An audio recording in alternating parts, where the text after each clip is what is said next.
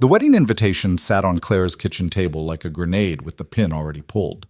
Her ex-fiancé, the man who'd ghosted her 3 years ago without a word, wanted her there, wanted her to watch him marry someone else. The elegant script on the envelope blurred as her hands shook. She should burn it, throw it away, pretend it never arrived. Instead, Clara did something that surprised even herself. She decided to go. If you want to see how a forgotten waitress becomes the woman everyone can't stop watching, stay until the end. Hit that like button and comment with your city. I want to see how far this story travels. The envelope had arrived on a Tuesday. Clara remembered that detail because Tuesdays were always slow at the diner, which meant she'd had too much time to stare at it between refilling coffee cups and pretending to smile at customers who never really saw her anyway. The invitation was thick, expensive paper, the kind that whispered money in a way her own life never had. She'd recognized the return address immediately. The Blake family estate, 40 minutes outside the city, in one of those neighborhoods where the driveways were longer than her entire street. Her first instinct had been to rip it up. Her second had been to cry. She'd done neither. Instead, she'd slipped it into her apron pocket and finished her shift, the weight of it pressing against her hip like a brand. Now, standing in her cramped studio apartment with peeling wallpaper and a radiator that only worked when it felt like it, Clara spread the invitation across her secondhand coffee table. The script was elegant, probably hand-done by some calligrapher who charged more for a single envelope than Clara made in a week. Mr. and Mrs. Jonathan Blake request the honor of your presence at the marriage of their son, Ethan Charles Blake, to Miss Vanessa Catherine Morrison. Clara's stomach twisted. She knew she should feel something clean, anger maybe, or the sharp satisfaction of being over it. Instead, what she felt was messy and complicated, like roots that had grown too deep to pull out without tearing something vital. 3 years. It had been 3 years since Ethan had simply stopped calling, stopped texting, stopped existing in her life as if their 2 years together had been nothing more than a fever dream she'd woken from alone. No explanation, no closure, just silence. And then eventually, through the grapevine of mutual acquaintances, the news that he was seeing someone new, someone appropriate, someone from his world. Clara had tried to move on. She'd really tried. But you don't just forget someone who'd looked at you like you were the only real thing in a room full of pretenders, who'd made promises in the dark that felt like vows. Even when those promises turned out to be as substantial as smoke. Her phone buzzed. A text from her roommate, Jess, who was working the night shift at the hospital. Please tell me you're not still staring at that thing. Clara typed back. How did you know? Because I know you. Throw it away, Clara. He doesn't deserve even a second of your mental energy. Sound advice. Practical. Exactly what Clara would tell someone else in her situation. She set the phone down and picked up the invitation again, running her thumb over the embossed lettering. The wedding was in 3 weeks. 3 weeks to decide whether she was brave enough or stupid enough to actually show up. The rational part of her brain screamed no. The part that had spent 3 years rebuilding herself from the crater Ethan had left. The part that had learned to function again, to laugh again, to believe she might eventually be okay again. That part knew better than to walk back into his orbit. But there was another part of her, smaller and angrier, that wanted to look him in the eye, wanted him to see her and remember what he'd thrown away, wanted to prove to him, to herself, to everyone who'd watched her fall apart, that she'd survived. The problem was, she didn't look like someone who'd survived. She looked exactly like what she was. A 28-year-old waitress living paycheck to paycheck in a building where the elevator had been broken for 6 months. Her wardrobe consisted of the 2 dresses she rotated for any occasion that wasn't work. And her idea of luxury was buying name-brand cereal instead of the store brand. She couldn't show up looking like this, like someone who'd been left behind and stayed there. Clara was still turning this over in her mind 2 days later when she spilled coffee on a customer. Not just any customer, the customer. The one in the corner booth who always ordered black coffee and sat for hours with a laptop and papers spread across the table like he was running a business from her diner. He was probably in his mid-30s, always wore suits that even Clara's untrained eye recognized as expensive. And he never smiled, not once in the 3 months he'd been coming in. "Oh my God," Clara gasped, grabbing napkins and dabbing uselessly at the spreading brown stain on his sleeve. "I'm so sorry, I didn't, it's fine." His voice was clipped, controlled. He moved his papers out of the splash zone with quick efficiency. It's not fine. Your shirt is just a shirt. He finally looked up at her, and Clara found herself staring into eyes that were an unsettling shade of gray. Not warm gray, not soft gray, steel gray, the kind that saw too much. You've been distracted all week. Whatever it is, deal with it before you hospitalize someone with third-degree burns. Clara felt her face flush. I said I'm sorry. And I said it's fine. He pulled his laptop closer, effectively dismissing her. She should have walked away. Should have taken the out he'd given her and gone back to her other tables. Instead, she heard herself say, Do you always have to be such an asshole? The words were out before she could stop them.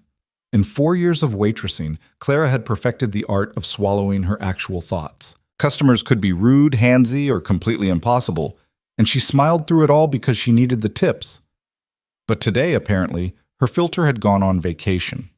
The man's eyebrows rose slightly, the closest thing to surprise she'd seen from him. Excuse me? You heard me. Clara was committed now, even as her rational brain screamed at her to shut up. You've been coming here for months. You never say please, you never say thank you, and just now when I apologized, you basically told me I'm incompetent. I told you to deal with your distraction, which is none of your business. They stared at each other. Clara waited for him to call her manager, to demand she be fired, to make a scene. Instead, something shifted in his expression, not quite a smile, but a crack in the armor. You're right, he said. That was out of line. Clara blinked. What? I said you're right. He closed his laptop. Sit down. I'm working. The diner's empty except for the old man at the counter who hasn't looked up from his newspaper in 40 minutes. Sit. Clara glanced around. He wasn't wrong. Thursday afternoons were dead. Still, she hesitated. I'm not going to attack you, the man said dryly. I'm going to buy you a cup of coffee, and you're going to tell me what's got you so distracted you're assaulting customers with hot beverages. I don't... Sit down, Clara. The use of her name, right there on her name tag, but still, made it feel personal somehow. Against her better judgment, she slid into the booth across from him. Up close, she could see details she'd missed from a distance. A small scar above his left eyebrow. Tired lines around his eyes that suggested he didn't sleep enough. Hands that looked strong, but showed no signs of manual labor. Office hands, but confident ones. I'm Adrian, he said. Adrian Vale. I know. I've seen your credit card. Fair enough. He signaled to Marcus, the other server, who raised an eyebrow but brought over 2 cups of coffee. So, what is it? Boyfriend trouble? Family drama? Existential crisis? Why do you care? I don't particularly. Adrian dumped sugar into his coffee without measuring. But I'm curious. You've been competent, if not particularly memorable, for months. Then this week, you've been a mess. Something changed. Clara should have been offended by not particularly memorable, but he wasn't wrong. She'd cultivated invisibility like a skill. Kept her head down, did her job, went home. Safe. Forgettable. I got a wedding invitation, she heard herself say. From my ex. Adrian's expression didn't change. And he's the one who ended things. Just stopped talking to me one day. No explanation, no closure, and now he wants me to watch him marry someone else. So don't go. That's what everyone says. Everyone's usually right about the obvious things. Adrian studied her over the rim of his cup. But you want to go anyway. It wasn't a question. Clara felt stripped bare under that gray gaze. I want him to see me. To know I didn't just disappear, that I'm not nothing. But you think you look like nothing. Direct hit. Claire's throat tightened. I don't exactly scream doing great without you. No, Adrian agreed. You scream barely holding it together, which is honest at least, but not particularly strategic. Clara stood up. Thanks for the pep talk, really inspiring. Sit down, I'm not finished. I don't have to. What if I could help you? Clara froze. What? Adrian leaned back, his expression calculating. You want to show up at this wedding looking like someone who moved on, someone who won, someone memorable. I can make that happen. You're insane. I'm practical. He pulled out his phone, tapped something, then showed her the screen. It was a photo from what looked like a charity gala. Adrian in a tuxedo with a stunning woman in a red dress on his arm. I need a date for a series of events over the next month. Someone presentable. Someone who can hold a conversation and not embarrass me in front of clients and competitors. Clara stared at the photo, then at him. You want to hire me as an escort? I want to hire you as a fiancé. The word landed like a slap. You're definitely insane. 3 weeks, Adrian continued as if she hadn't spoken. You attend events with me, play the part convincingly, and in return I'll transform you into someone who can walk into that wedding and make your ex regret every decision he's ever made. This is ridiculous. This is practical. I need someone on my arm who isn't actually interested in me, which eliminates most of the available candidates. You need confidence, polish, and probably a new wardrobe. We can help each other. Claire's head was spinning. Why me? You could hire anyone, an actual actress, someone who knows how to do whatever this is. Because you're desperate enough to actually commit to it. Adrian's bluntness should have stung, but it was too honest to deny. And because when you snapped at me just now, that was real. You've got backbone under all the self-pity. I can work with that. I don't have self-pity. You're considering going to your ex's wedding to prove you're okay. That's textbook self-pity. He finished his coffee. Here's the deal. 3 weeks. I'll pay you $20,000, cover all expenses, and provide everything you need to transform from invisible waitress to unforgettable. All you have to do is show up when I need you and convince people we're engaged. $20,000. Clara's rent was $700 a month. That kind of money could change everything. Could give her breathing room, options, a chance to actually think about what she wanted instead of just surviving. This is crazy, she whispered. Probably. Adrian stood, pulled out his wallet, and dropped $200 bills on the table. One for the coffee, one for thinking it over. You have until tomorrow to decide. He was halfway to the door when Clara called out, Why are you doing this? Adrian turned back. For a moment, something genuine crossed his face, something that looked almost like pain before it was shuttered away. Because I need you to be someone you're not, and you need to remember who you could be. That's called a fair trade.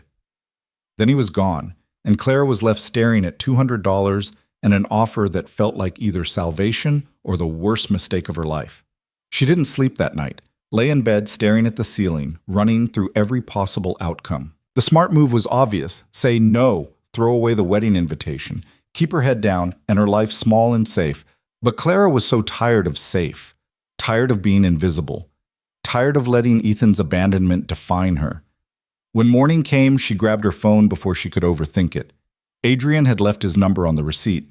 She typed out a message, deleted it, typed another, deleted that too. Finally, she settled on 4 words. I'm in. What's next? The response came 30 seconds later.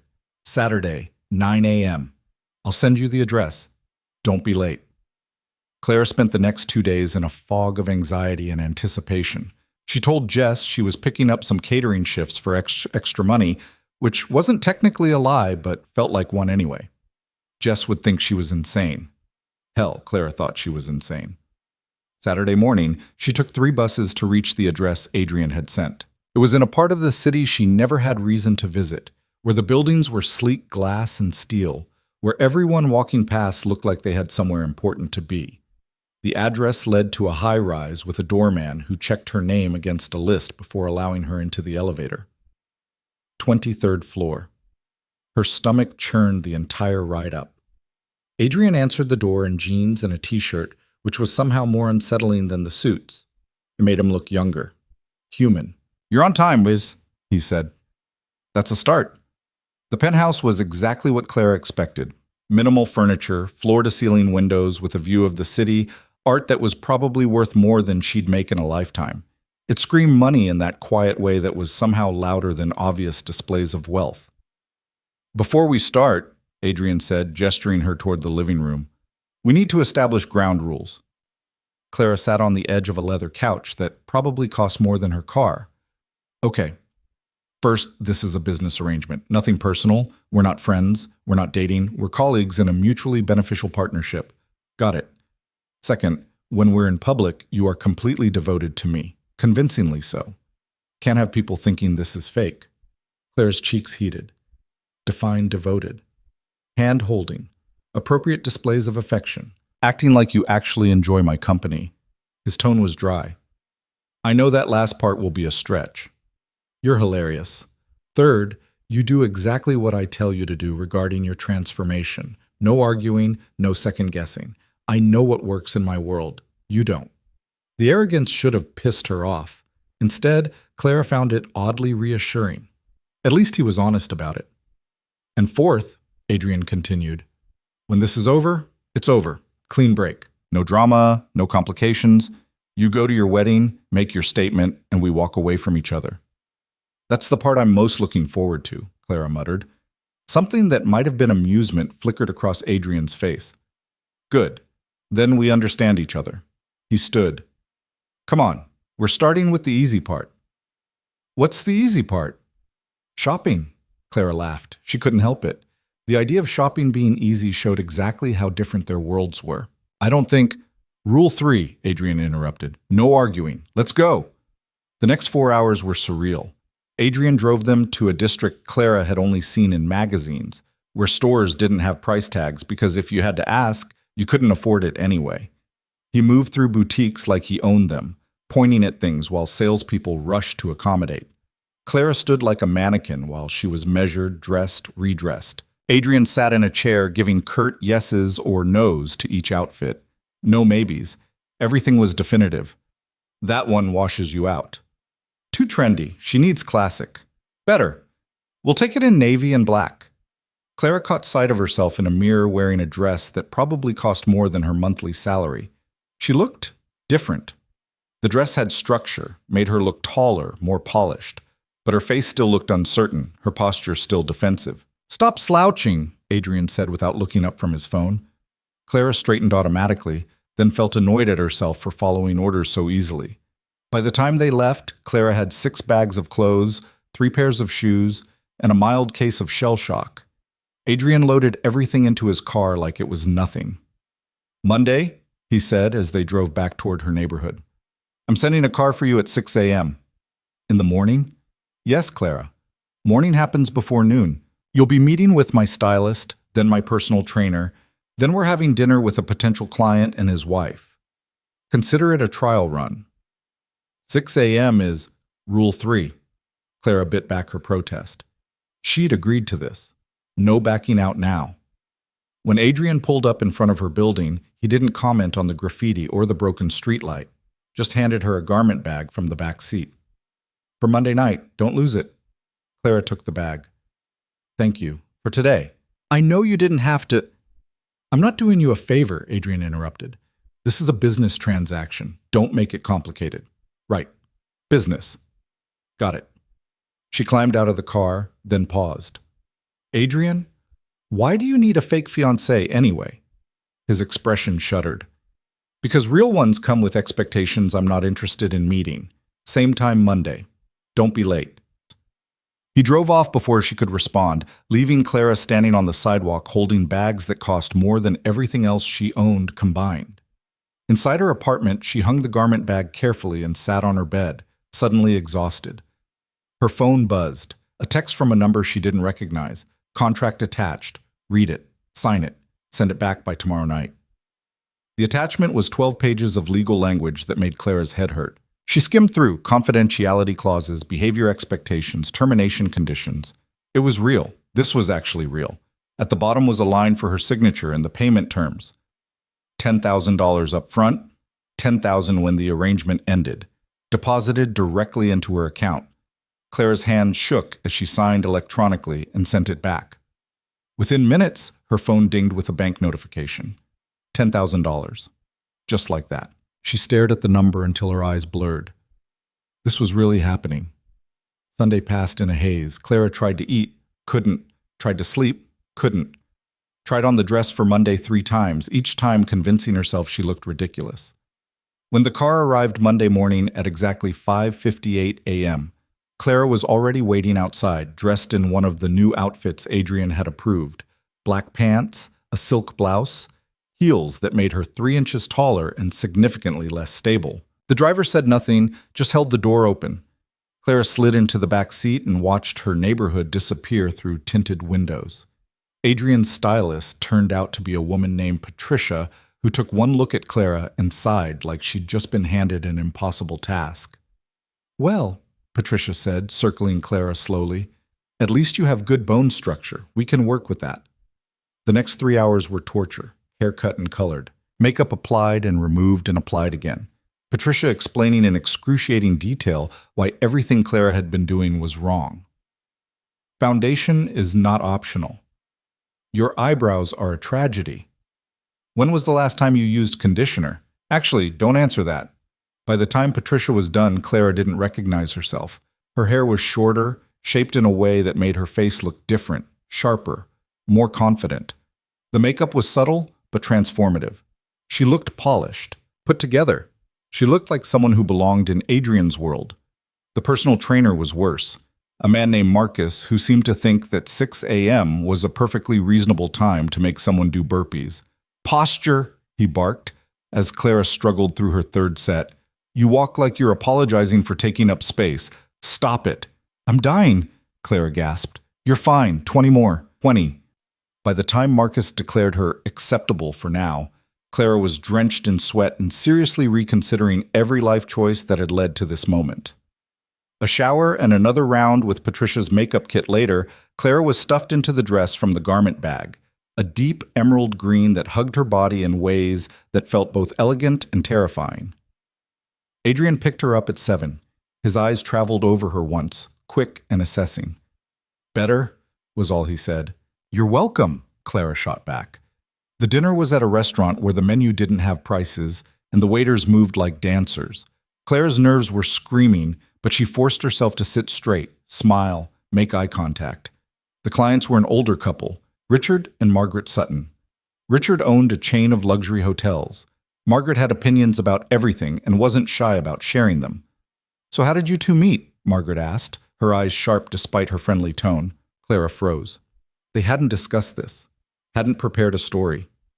Adrian's hand found hers under the table, steady and warm. "She spilled coffee on me," he said smoothly. "I was an ass about it. She called me out. I was impressed." The truth, delivered like a romance.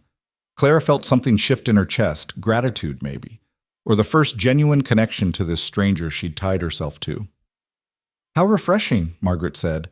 "A woman who doesn't let you get away with anything." "She's a constant challenge," Adrian agreed, his thumb brushing across Clara's knuckles. "For show," she reminded herself. Just for show. The rest of the dinner passed in a blur of conversation Clara was only half present for. She watched Adrian work the room, charming and ruthless in equal measure, and understood why he was successful. He read people like books, gave them exactly what they needed to feel important. When they finally left, Clara's face hurt from smiling. "You did well," Adrian said as they walked to his car. "Richard's going to sign the contract." "How do you know?" "Because Margaret liked you, and Richard does whatever makes Margaret happy." He opened her door. "Same time tomorrow." "Tomorrow?" "Art gallery opening. Wear the black dress. I'll send details." The next 2 weeks blurred together. Events every few days, gallery openings, charity dinners, business lunches. Clara learned to smile on command, to make small talk with strangers, to navigate rooms full of people who had more money than she could conceptualize. And slowly, something shifted. The first few events she'd felt like an imposter, waiting to be exposed. But as days passed, she started to notice things. The way people responded to confidence, even fake confidence. The way posture could change a room's perception. The way Adrian's world operated on unspoken rules she was beginning to decode. She also started noticing Adrian himself. The way he never drank more than 1 glass of wine. The way he watched exits like he was always planning an escape route. The careful distance he maintained from everyone, even her when they weren't performing. 2 weeks in, at a rooftop cocktail party, Clara excused herself to the bathroom and found herself standing at a window overlooking the city. From up here, everything looked small, manageable, hiding. She turns to find Adrian leaning against the door frame. "Taking a break?" Clara corrected. "There's a difference." He moved to stand beside her, both of them reflected in the dark glass. "You've gotten better at this." "Fake relationships?" Confidence. He studied their reflection. The first few events, you looked terrified. Tonight, you looked like you belonged here. Fake it till you make it, right? Is that what you're doing? Faking it?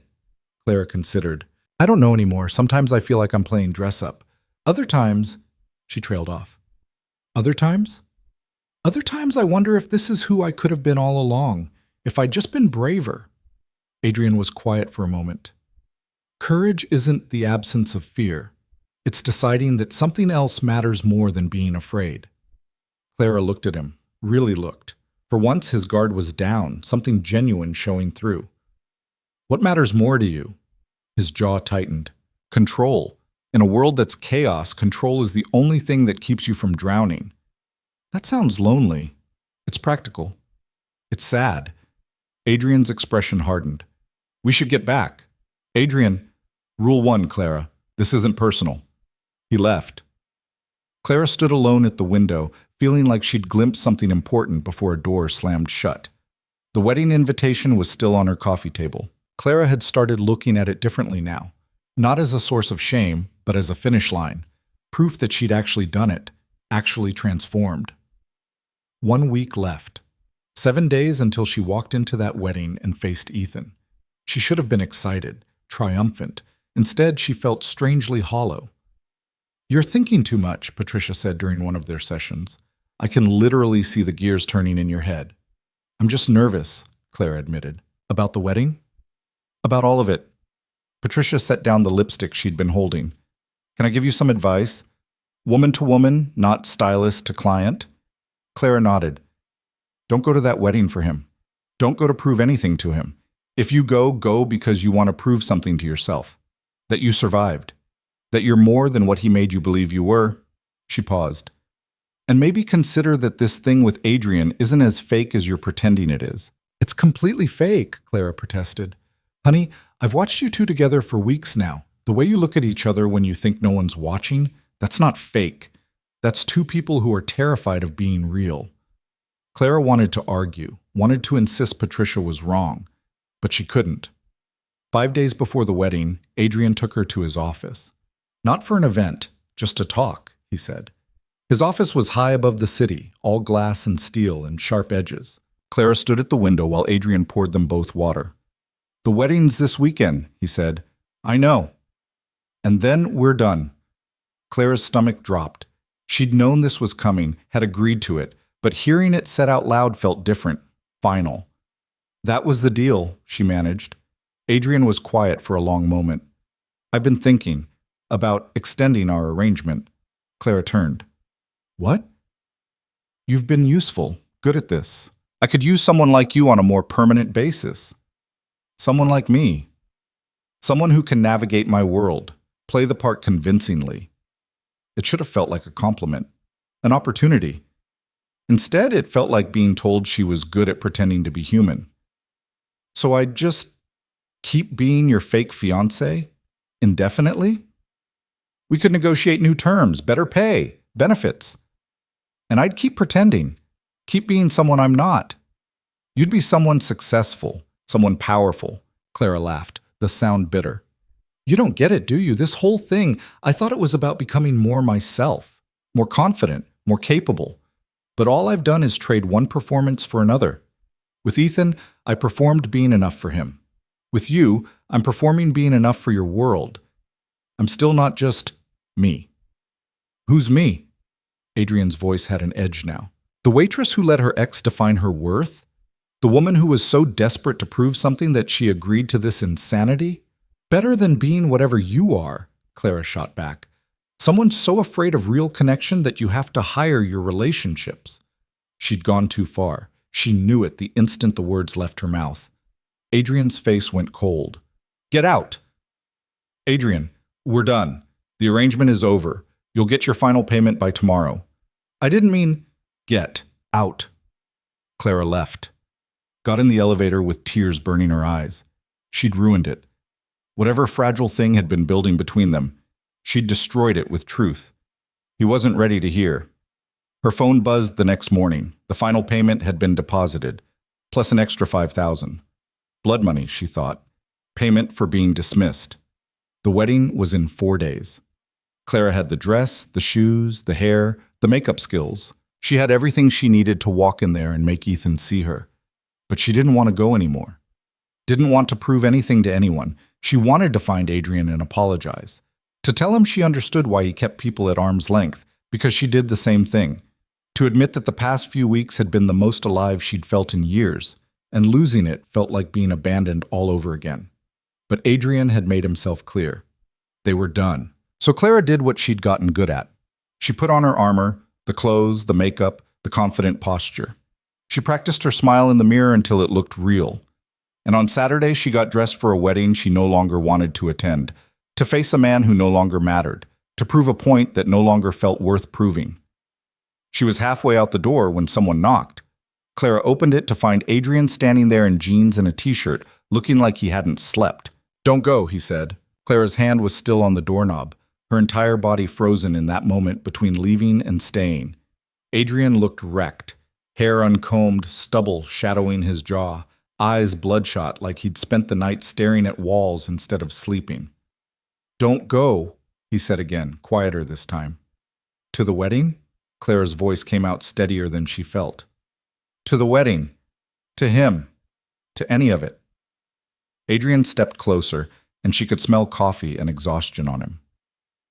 "You were right. What you said in my office. All of it." Clara's throat tightened. "Adrian, I shouldn't have. I hire my relationships because I'm terrified of real ones." The words came out flat, practiced, like he'd been rehearsing them. "My parents had the kind of marriage that looked perfect from the outside. Country club perfect. Magazine spread perfect. And behind closed doors, they destroyed each other. Every day. Every conversation was warfare. By the time I was 12, I understood that love was just another word for mutually assured destruction." He wasn't looking at her anymore. His eyes were focused somewhere past her shoulder, past the present. "So I decided early, control everything, trust nothing, keep everyone at exactly the right distance, close enough to be useful, far enough to be safe." Adrian's laugh was hollow. "And it worked. Built an empire on that philosophy. Never let anyone close enough to matter." "Then I spilled coffee on you," Clara said softly. "Then you spilled coffee on me." Adrian finally met her eyes. "And you were supposed to be easy, a business transaction, someone I could keep at arm's length because we both knew the score. But you weren't easy. You were complicated and messy and real, and somewhere in the past 3 weeks I stopped pretending I didn't care whether you stayed or left." Clara felt something crack open in her chest. "I don't understand what you're asking me." "I'm asking you not to waste yourself on a man who never deserved you in the first place. I'm asking you to consider that maybe the past few weeks weren't about him at all, that maybe you were becoming someone new, and it had nothing to do with revenge or proof or closure. And what about us?" The question slipped out before Clara could stop it. "What are we doing here?" Adrian moved closer, close enough that she could see the exhaustion etched into every line of his face. "I don't know. I've never done this without a contract and an exit clause. But I know that when you walked out of my office yesterday, it felt like losing something I didn't know I had until it was gone." Clara's hands were shaking. She'd spent 3 years believing Ethan had been her one chance at something real. Spent 3 weeks believing this thing with Adrian was just performance. And now both men stood between her and whatever came next. One pulling her backward into old wounds, one pulling her towards something terrifying and undefined. "I should still go," she heard herself say. "To the wedding. Not for him. For me. To close that chapter completely." Adrian's jaw tightened. "And then what?" "Then I figure out what comes next. Without a script. Without performing for anyone." Clara took a breath. "Including you." Something flickered across Adrian's face. Hurt, maybe, or understanding. "So this is you choosing yourself." "This is me trying to." Clara reached out, her fingers brushing his. Just that small contact sent electricity up her arm. "But I need to do it alone. No safety nets, no contracts, no one telling me who to be." Adrian looked at their joined hands. For a long moment, Clara thought he might argue, might pull her close and kiss her and make all of this simpler and more complicated at once. Instead, he stepped back. "Okay," he said. "Go to your wedding. Close your chapter. And Clara? He paused at the top of the stairs. When you're done figuring yourself out, call me, if you want to. Then he was gone, and Clara was left standing in her doorway wearing a dress that cost more than her rent, more confused than she'd been in years. The drive to the Blake estate took 40 minutes. Clara made it in 35, her foot heavy on the accelerator of the car she'd rented because showing up in her decade-old sedan felt wrong. The whole thing felt surreal, like watching herself in a movie about someone else's life. The estate looked exactly as she remembered. Sprawling mansion, manicured gardens, the kind of wealth that whispered instead of shouted. Cars lined the circular driveway. Mercedes, BMWs, one Bentley that probably cost more than Clara would make in a lifetime. She parked between a Lexus and a Tesla, feeling her confidence waver. What was she doing here? What did she possibly think this would accomplish? But she'd come this far. Might as well see it through. The ceremony was being held in the garden. Clara followed the sound of string music around the side of the house, her heels sinking slightly into the perfect grass. Ahead, white chairs were arranged in neat rows. Maybe 200 guests, all of them dressed like they'd stepped out of a catalog. Clara found a seat in the back, grateful for the anonymity. From here, she could see without being seen, could observe without being observed. The music shifted.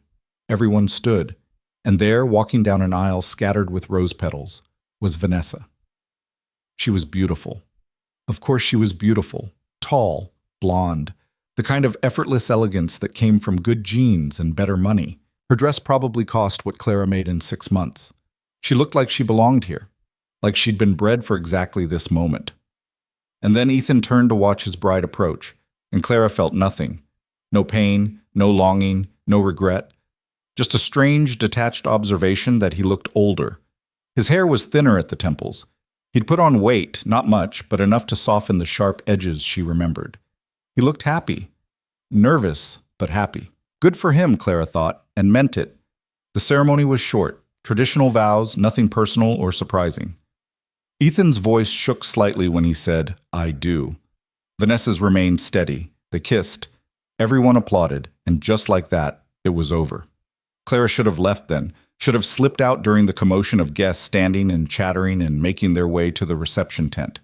Mission accomplished. She'd seen Ethan marry someone else and survived it, but something kept her rooted in place. Some need to see this through completely, to walk into that reception and prove to herself that she really didn't care anymore.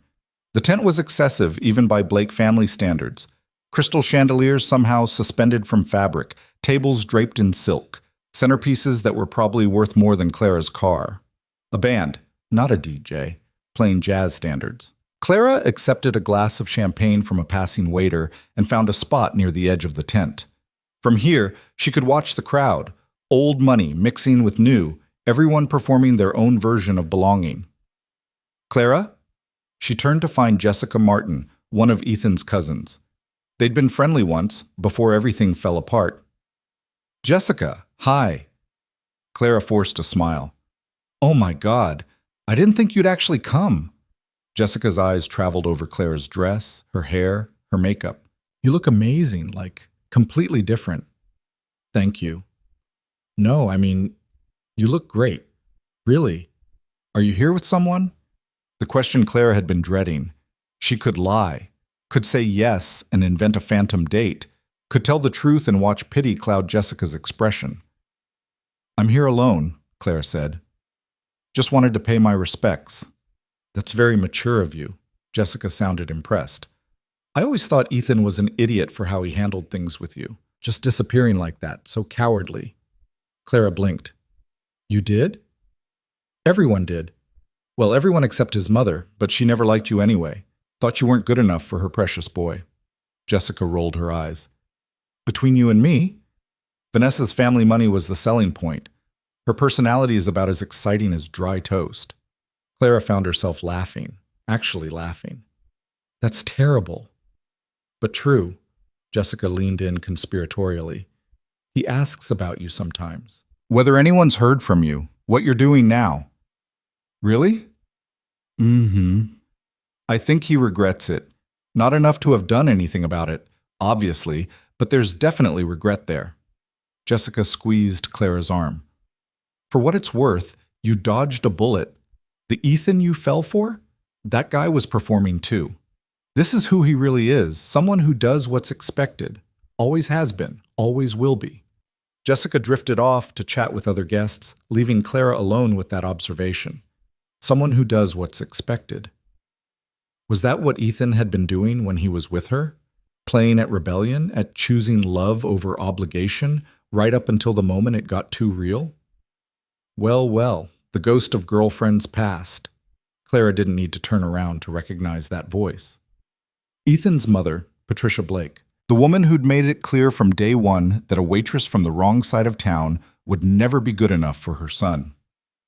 Clara turned slowly, keeping her expression neutral. Mrs. Blake, congratulations on the wedding. Patricia's eyes narrowed, taking in Clara's transformation the way a jeweler might examine a suspicious diamond. I must say, I'm surprised to see you here. I didn't realize you and Ethan had remained in contact. We haven't. Then why... Patricia stopped, understanding dawning. Ah, you came to make a scene. How predictable. Clara could feel eyes turning toward them, conversations quieting. The tent suddenly felt smaller, the air thicker. I didn't come to make a scene, Clara said quietly. I came because I was invited. By whom? Certainly not by your son. Clara pulled the invitation from her purse, held it up. See? My name, his wedding. An invitation is an invitation, Mrs. Blake. Patricia's face flushed. That must have been a mistake. An oversight in the guest list. You can't possibly think you're actually welcome here. Mother. Ethan appeared at Patricia's elbow, looking uncomfortable. Up close, Clara could see the lines around his eyes, the tension in his shoulders. He looked tired. Not unhappy exactly, but worn. Ethan, Clara said evenly. Clara. His eyes moved over her face like he was trying to reconcile memory with reality. You came. You invited me. I didn't think you actually would. Why send the invitation then? Ethan glanced at his mother, who was watching this exchange like a hawk eyeing prey. Could we talk? Privately? Patricia made a small sound of protest, but Ethan was already guiding Clara toward a quieter corner of the tent, away from interested ears. You look different, he said once they were alone. Good. Really good. Thank you. I mean it. You look like... He struggled for words. Like you've been doing well. I have been. It wasn't entirely true, but it wasn't entirely false either. Ethan ran a hand through his hair, a nervous gesture Clara remembered too well. I owe you an apology for how I ended things, for just disappearing. That was cowardly. Yes, it was. He blinked, clearly expecting her to make it easier for him, to say it was okay, water under the bridge. Clara didn't. I was scared, Ethan continued. We were getting serious and my family was putting pressure on me to make better choices, to think about my future. And you were not part of that future. You were everything they weren't, everything they didn't approve of. And I didn't know how to choose between you and them, so I just didn't choose. I let it dissolve, took the coward's way out. Clara studied him, waited for the anger to come, the hurt, the satisfaction of hearing him admit fault. Instead, she just felt tired. Why did you invite me here? She asked. I don't know. Guilt, maybe? Or maybe I wanted to see you one more time, to know that you were okay, that I hadn't completely destroyed you. You didn't destroy me, Clara said. You hurt me. There's a difference. Is there someone new? You came alone, but that's none of your business anymore. Ethan flinched. Right, of course. I want you to be happy, Clara. I really do. Do you love her? Clara asked. Vanessa. Do you actually love her, or is she just the safe choice? That's not fair. It's a simple question. Ethan's jaw tightened. I care about her. We're compatible. We want the same things. Sometimes that's enough. Is it? It has to be. He looked miserable. I'm not like you, Clara. I can't just walk away from my family, from expectations, from the life I was raised to live. This is who I am. And there it was. The truth Clara had been too in love to see 3 years ago. Ethan would always choose the path of least resistance.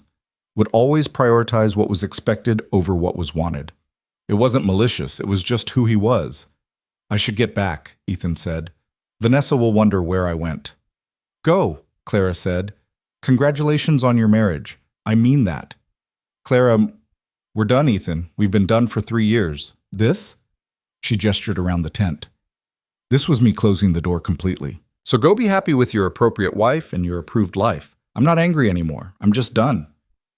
Ethan looked like he wanted to say something else. Instead, he nodded and walked away, shoulders slumped, back to his bride and his mother and his carefully constructed existence. Clara drained her champagne and set the empty glass on a passing waiter's tray.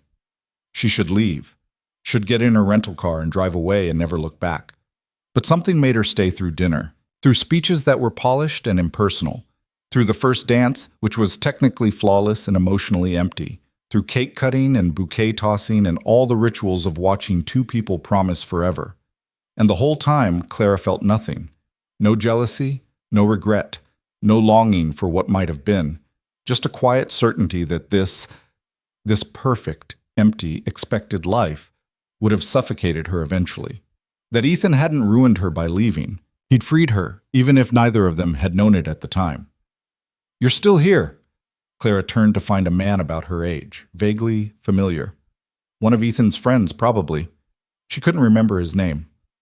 Just leaving, actually, she said. Brave of you to come. Ex-girlfriend at the wedding. That takes guts. Or stupidity. He laughed. Fair. I'm Marcus, by the way. We met a few times when you and Ethan were together. Right, I remember. She didn't, really, but it seemed polite. Can I buy you a drink? There's an open bar, so technically I'm not buying you anything, but the gesture stands. Clara hesitated. Marcus seemed nice enough, normal, the kind of guy who might represent a fresh start, a normal relationship, a simple path forward. Thanks, she said, but I think I'm done with weddings for the night. Rain check? She smiled. Maybe. Clara made her way to the parking lot, her heels crunching on gravel. The sun was setting, painting the sky in shades of orange and pink. Behind her, music and laughter drifted from the tent. Ethan's new life playing out exactly as it should. She slid into the rental car and sat for a moment, hands on the wheel, breathing in the silence. She'd done it. Come to the wedding, faced Ethan, survived it, and she felt nothing. That should have been victory, should have been closure. Instead, it felt hollow, like she'd been working toward the wrong finish line all along. Clara pulled out her phone. Adrian's number was still there, exactly where she'd left it. Her thumb hovered over the call button. What would she even say? That she'd gone to the wedding and realized she didn't care about Ethan anymore? That the past 3 weeks had been more real than anything she'd felt in years? That she was terrified of what came next, but even more terrified of walking away from the possibility of something genuine? She put the phone down, started the car, drove. Not home. Not to Adrian's penthouse. Just drove, windows down, letting the evening air wash over her. She ended up at a diner. Not the one she worked at, but similar enough. Vinyl booths, flickering fluorescent lights, a waitress who looked as tired as Clara had felt for years. She ordered coffee and pie and sat in a corner booth watching normal people live normal lives. Her phone buzzed. A text from Jess. How did it go? Did you make him cry? Please tell me you made him cry. Clara smiled despite herself. Nobody cried. It was fine. I'm fine. Where are you? Diner off Route 9, the one with the broken sign. Stay there. I'm coming. 20 minutes later, Jess slid into the booth across from her, still in her scrubs from the hospital. She took one look at Clara and said, You're having an existential crisis. How can you tell? Because I've known you for 6 years, and you only eat pie when you're having an existential crisis. Also, you're wearing a dress that costs more than my car to a diner. So either you're having a crisis or you've lost your mind. Clara laughed. Actually laughed. Maybe both. Talk to me. What happened? So Clara told her. Not everything. Not the details of her arrangement with Adrian. Not the complicated mess of feelings she'd been avoiding. But the broad strokes. The wedding. Seeing Ethan. Realizing she didn't care anymore. That's good, right? Jess said. That's what you wanted. I thought it was. Clara pushed pie crumbs around her plate. But now I don't know what I want. For 3 years, I've been defined by what Ethan did to me. And then for 3 weeks, I was defined by this transformation, this revenge plot. And now I'm just me, and I have no idea who that is. Jess reached across the table, grabbed Clara's hand. You're someone who survived being abandoned and didn't let it break her. Someone who took a crazy chance on something that terrified her. Someone who's figuring it out as she goes, which is all any of us are doing. When did you get so wise? I've always been wise. You just never listened to me. Jess squeezed her hand. Now tell me about the mysterious benefactor who gave you that dress and that haircut and whatever happened to your eyebrows. Clara's face heated. It's complicated. Complicated how? Complicated like he offered me money to be his fake fiancée, and I said yes, and then I might have caught feelings and ruined everything. Jess's eyes went wide. I'm sorry, what? You've been fake engaged to someone for 3 weeks and you didn't tell me? I thought you'd think I was insane. I do think you're insane. But I also think that's the most interesting thing you've done in years. Jess leaned forward. Tell me everything, and don't leave out any details. So Clara told her. The coffee spill. Adrian's offer. The contract. The events. The slow realization that what she felt wasn't fake anymore. The fight. His appearance at her door this morning. When she finished, Jess was quiet for a long moment. Okay, she finally said. So you're in love with him? I didn't say that. You didn't have to. I can hear it in your voice. You're terrified and falling and completely out of your depth. That's not love. That's panic. Sometimes they're the same thing. Jess signaled the waitress for more coffee. The question is, what are you going to do about it? I don't know. I told him I needed to figure myself out first. Do this alone. And do you need to do it alone? Clara thought about the past 3 weeks. The way Adrian had pushed her, challenged her, forced her to see herself differently. The way she'd pushed back, refused to just be what he wanted, insisted on being complicated and difficult and real. I don't know, she admitted. Maybe I need to know I can stand on my own before I try to stand with someone else. Or maybe, Jess said gently, you've been standing on your own for 3 years and you're just scared to lean on someone again. The words hit harder than they should have, because Jess was right. Clara had built her life around not needing anyone, not depending on anyone, not giving anyone the power to hurt her again. And Adrian had slipped past all those defenses without her noticing until it was too late. I don't know how to do this, Clara whispered. How to be with someone without losing myself again. Then maybe you find someone who doesn't want you to lose yourself. Who wants all the complicated, messy, difficult parts? Jess stood, dropped money on the table. Come on, I'm taking you home. I can drive. You're having a crisis. I'm not letting you drive. They drove back to the apartment in comfortable silence. At some point, Clara dozed off, exhausted from the emotional whiplash of the day. She woke up to Jess shaking her shoulder. We're here, and you have a visitor. Clara blinked awake. Adrian was sitting on the steps leading to her building, looking exactly as wrecked as he had that morning. I'll be upstairs, Jess said. Take your time. And Clara, don't overthink this. Just be honest. Clara got out of the car, approached Adrian slowly. He stood when he saw her, hands shoved in his pockets. How was the wedding? He asked. Boring. Expensive. Exactly what I expected. Did it give you what you needed? Clara thought about that, about watching Ethan marry someone else and feeling nothing, about realizing that closure wasn't about him at all. No, she said, because what I needed wasn't there. It was never there. Adrian took a step closer. Where is it? Clara's heart hammered. This was the moment, the choice, safety or risk, alone or together, the path she knew or the one that terrified her. I think it's right here, she said quietly, and that scares me more than anything. Why? Because I don't know how to do this without losing myself, without becoming just what you need me to be. Adrian reached out, his hand cupping her face with surprising gentleness. Then don't. Be difficult. Be complicated. Push back when I'm being an ass, which is often. Keep me honest. The last thing I want is someone who just agrees with me. That sounds exhausting. Probably.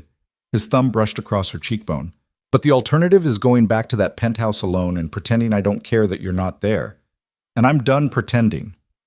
Clara closed her eyes, leaning into his touch. I don't have a job anymore. I quit the diner 2 weeks ago. Good. That place was beneath you. I don't know what I want to do with my life. Figure it out. I'll wait. I'm probably going to mess this up spectacularly. So will I. Adrian's forehead touched hers, but at least we'll do it honestly. Clara opened her eyes, found his gray gaze inches away. No more contracts? No more contracts. No more performing? Just us. However messy that is. Clara kissed him. Not practiced, not for show, just real and hungry and terrified and hopeful all at once. Adrian's arms came around her, solid and sure, and for the first time in longer than she could remember, Clara felt like she was exactly where she was supposed to be. When they finally broke apart, both breathing hard, Adrian rested his forehead against hers. So what now? He asked. Clara thought about it, about the money in her bank account, about the skills she'd learned, about the woman she'd become over the past 3 weeks. Now I figure out who I am when I'm not performing for anyone, including you. She pulled back slightly. But I'd like to do that with you, if you're willing to be patient. I can do patient. You absolutely cannot. I can try. Adrian's smile was small, but genuine. Fair warning, I'm going to want to fix things, give you advice, probably try to solve all your problems. And I'm going to tell you to back off and let me handle it. That's what I'm counting on. They stood there on the steps, the city noise surrounding them, the future uncertain and terrifying and full of possibility. Clara's phone buzzed. A text from an unknown number. This is Marcus from the wedding. Got your number from Jessica. Coffee sometime? Clara showed Adrian the text, watched jealousy flicker across his face before he got it under control. You should go, he said stiffly. What? If you want to explore your options, see what else is out there. Clara kissed him again, cutting off the spiral she could feel starting. I don't want options. I want this. Whatever this is. She deleted the text without responding. Took Adrian's hand. Come on, she said. Let's go inside. Jess is probably watching from the window, and we're giving her way too much entertainment. Adrian followed her up the stairs, and Clara couldn't help but smile at how surreal this was. Hours ago, she'd been at her ex's wedding. Now she was bringing someone new into her life. Someone real, someone complicated, someone who saw her and wanted her anyway. Tomorrow she'd figure out the rest, jobs and futures and all the practical questions that came with starting over. Tonight she just wanted to be here, present, real, herself. Jess was indeed watching from the window. Clara could see the curtain flutter as they climbed the stairs, and by the time they reached the apartment door, her roommate had arranged herself on the couch with studied casualness, a medical textbook open in her lap like she'd been reading all along. Don't mind me, Jess said without looking up. Just studying. Pretend I'm not here. You're the worst liar I've ever met, Clara said. And you're bringing strange men home now. We've both grown. Jess finally looked up, her eyes moving from Clara to Adrian and back again. I'm Jess, the roommate. The one who's been listening to Clara cry over rom-coms for 3 years. Adrian. He didn't seem fazed by Jess's directness, the one responsible for the eyebrows. Jess snorted. Fair enough. Clara, there's leftover pizza in the fridge if you're hungry. I'm working a double starting at midnight, so I'll be out of your hair soon. She stood, gathering her textbook and bag. Nice to meet you, Adrian. Hurt her and I know where to hide a body. Jess, Clara protested. What? I work in a hospital. I have options. Jess squeezed Clara's shoulder on her way to her bedroom. Be good, or don't. I'm not your mother. The door clicked shut, leaving Clara and Adrian alone in the small living room. Clara suddenly saw the apartment through his eyes. The secondhand furniture, the water stain on the ceiling they'd been asking the landlord to fix for months, the stack of unpaid bills on the kitchen counter she kept meaning to deal with. It's not much, she started. It's real, Adrian said. That's more than most people have. He moved to the window, looking out at the street below. Clara watched him, this man who'd somehow become essential in the span of 3 weeks. He looked out of place here, too polished for the worn furniture and peeling paint. Do you want something to drink? Clara asked. We have water, or actually, just water, maybe some expired orange juice. I'm fine. Adrian turned back to her. Can I ask you something? Sure. What do you actually want?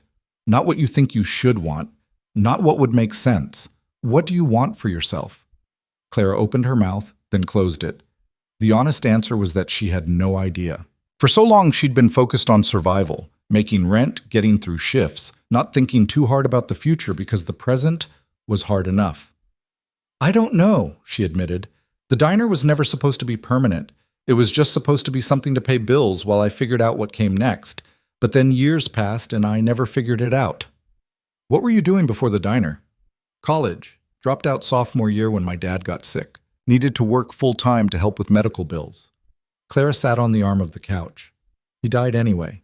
Left me with debt and no degree and no real plan. Adrian's expression softened. I'm sorry. It was 7 years ago. I'm over it. She wasn't, not really, but it was easier to say than to explain the complicated grief of losing someone who'd been difficult to love but impossible not to. What were you studying? Business, marketing, specifically. Stupid, right? I was going to change the world with advertising campaigns. That's not stupid. It is when you end up serving coffee to people who actually did something with their lives. Adrian moved closer, sat on the couch proper, so they were at eye level. You know what I think? I have a feeling you're going to tell me. I think you're so busy punishing yourself for not having it all figured out that you've stopped trying to figure it out at all. You've made yourself small, convinced yourself you don't deserve more. Clara's throat tightened. That's not... When was the last time you applied for a job that wasn't waitressing? When was the last time you even looked? The economy's terrible. I don't have a degree. I don't have experience in anything except excuses. Adrian's tone was gentle but firm. All of that's true. None of it means you're stuck. Easy for you to say. You've probably never struggled for anything in your life. Something flashed across Adrian's face. Anger, maybe, or pain. You don't know anything about my life. Then tell me. They stared at each other. Clara could feel the tension, the same kind that had sparked between them from the beginning. Half challenge, half something else. Adrian looked away first. My father built his company from nothing. Immigrant story, bootstrap narrative, all the things people love to hear. What they don't talk about is what it cost him, what it cost all of us. He paused. He worked himself into an early grave, literally. Heart attack at 52. And my mother drank herself through the grief until there was nothing left of her either. Adrian, I was 23, just out of business school, suddenly responsible for a company with 200 employees and no idea what I was doing. His hands clenched. So I learned, fast, made myself indispensable, built walls so high that nothing could touch me. Because if I let anything matter too much, if I let myself feel too much, I'd end up like them, destroyed by caring. Clara reached out, covered his hand with hers. That sounds lonely. It is, but it's also safe. Adrian met her eyes. Until you spilled coffee on me and ruined everything. I'm good at ruining things. You're good at making me feel things I've spent 15 years avoiding. He turned his hand over, threading his fingers through hers. And I hate it, and I can't stop. Clara leaned forward, resting her forehead against his. They stayed like that for a moment, breathing together, not speaking. I don't know how to do this, Clara whispered. How to be someone's person without losing myself. Then we figure it out together, make mistakes, mess it up, try again. You make it sound simple. It's not. But simple things aren't usually worth having. Clara kissed him, slow and soft and real. No performance, no audience. Just them. When they broke apart, Adrian glanced at his watch. I should go. Let you get some rest. You could stay. The words were out before Clara could second-guess them. Adrian raised an eyebrow. Your roommate comes home at midnight. Your apartment has walls like paper. Are you sure? Not for that. Just to stay. Talk. I'm not ready for you to leave yet. Something in Adrian's expression gentled. Okay. They ended up on Clara's bed, fully clothed, talking until the early hours. Adrian told her about the company, about the pressure of keeping his father's legacy alive while trying to make it his own. Clara told him about her dad, about the guilt of being relieved when he died because it meant the medical bills would stop. They didn't solve anything, didn't make grand plans or promises, just existed together in the honesty of it all. Clara woke to sunlight streaming through her window and Adrian's arm across her waist. He was still asleep, his face relaxed in a way she'd never seen it. Younger, vulnerable. She carefully extracted herself, padded to the kitchen. Jess was already there, still in scrubs, looking exhausted. "Long night?" Clara asked. 3 codes, 2 combative patients, and a doctor who thinks he's the only person in the hospital who matters. Jess poured coffee like it was a religious ritual. "But I'm alive, unlike some people I tried to save." She paused. "That sounded darker than I meant it. You need sleep." "I need a new career." Jess gestured toward Clara's bedroom. "He stayed. We talked. That's all." "Uh-huh." Jess's knowing smile was infuriating. And nothing. We're figuring it out." "Good.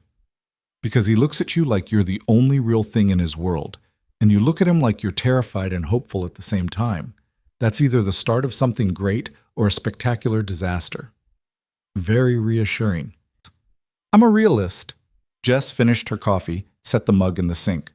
"I'm crashing. Wake me if the building's on fire. Otherwise, I'm dead to the world." She paused. "I like him, by the way. Adrian. He's got that whole damaged but trying thing going on. You two might actually work." Clara was still processing that when Adrian emerged from her room, hair disheveled, looking disoriented. "Coffee?" she offered. "Please." He accepted the mug gratefully. "What time is it?" "Almost 9. I have a meeting at 10. He checked his phone, winced. 17 missed calls. That's probably not good. "Go. Do your business thing. I'll still be here when you're done." Adrian hesitated. "What are you doing today?"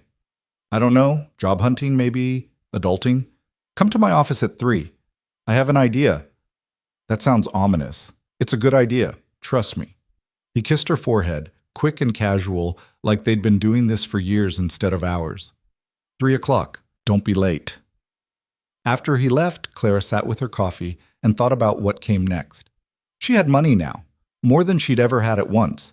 She could take time to figure things out, go back to school, try something new. The possibilities felt both exciting and terrifying. She spent the morning updating her resume, which was depressing. 4 years at the same diner. A half-finished degree from 7 years ago. No real skills beyond customer service and the ability to carry 4 plates at once. But then she thought about the past 3 weeks. The events she'd attended, the conversations she'd navigated, the confidence she'd built, fake or not. Maybe she had more to offer than she thought. At 2:30, she headed to Adrian's office. The building was just as intimidating as she remembered, all glass and steel and people who looked like they had their lives together. The receptionist recognized her this time. "Ms. Hayes, Mr. Vale is expecting you, 23rd floor." Adrian's assistant, a sharp-eyed woman named Linda, greeted her with a professional smile. "He's finishing a call. Should be just a few minutes. Can I get you anything?" "I'm fine, thank you." Linda's eyes traveled over Clara with the kind of assessment that felt both invasive and oddly respectful. "The hair looks good. Patricia did well."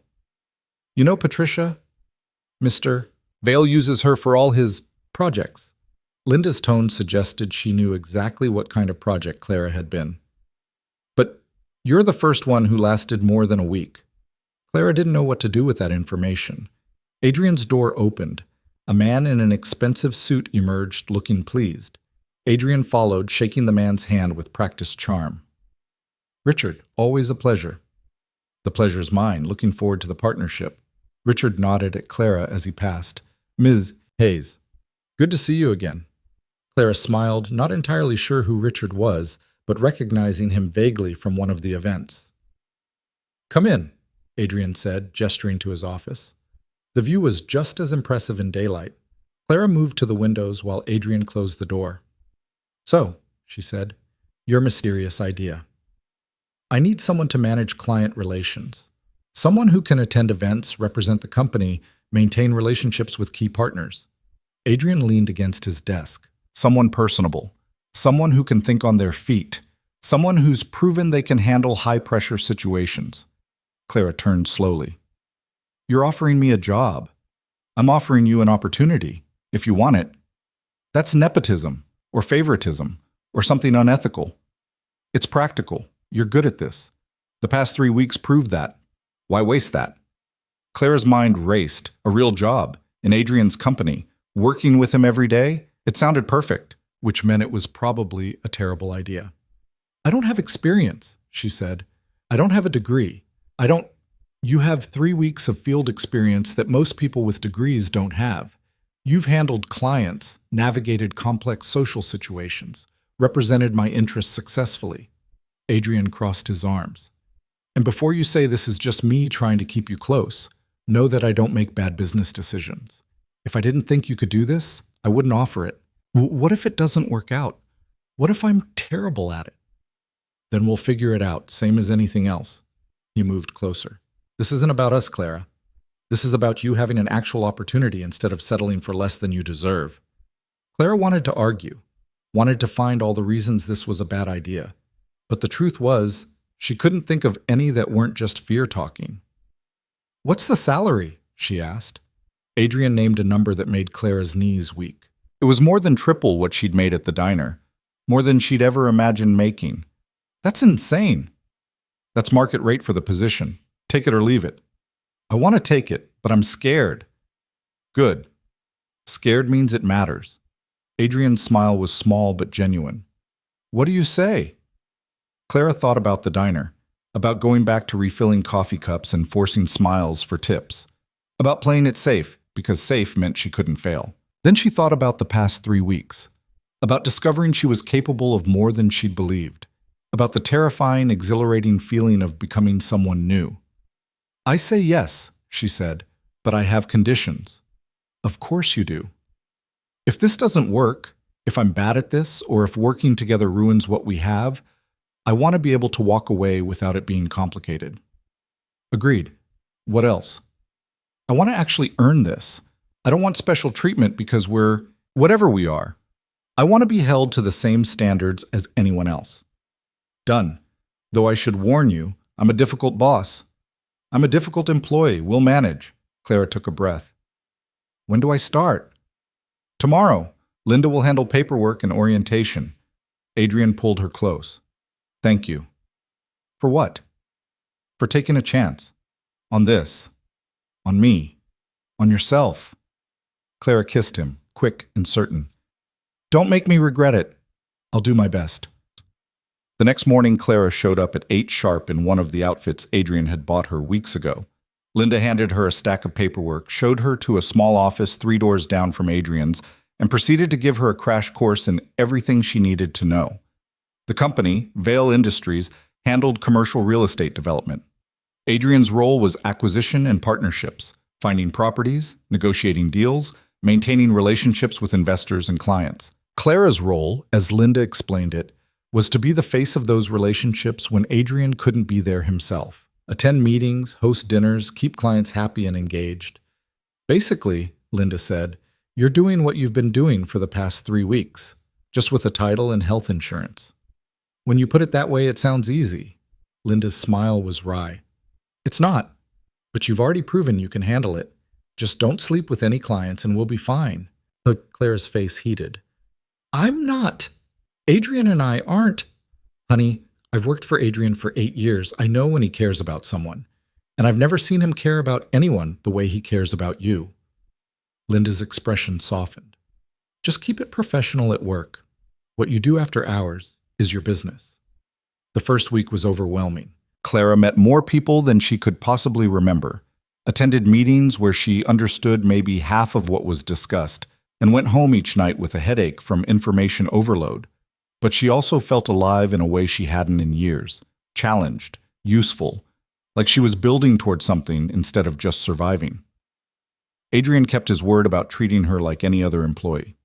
At work, he was professional, distant even. It was only after hours, when they found themselves alone, that the walls came down. How was your first week? He asked one Friday evening. They were in his office, everyone else long gone. Terrifying, exciting. I think I messed up the Johnson account. You didn't. Johnson's always grumpy. He was grumpy with me for the first year. Really? Really? Adrian pulled her into his lap. You're doing well. Better than well. Linda's impressed, and Linda's never impressed.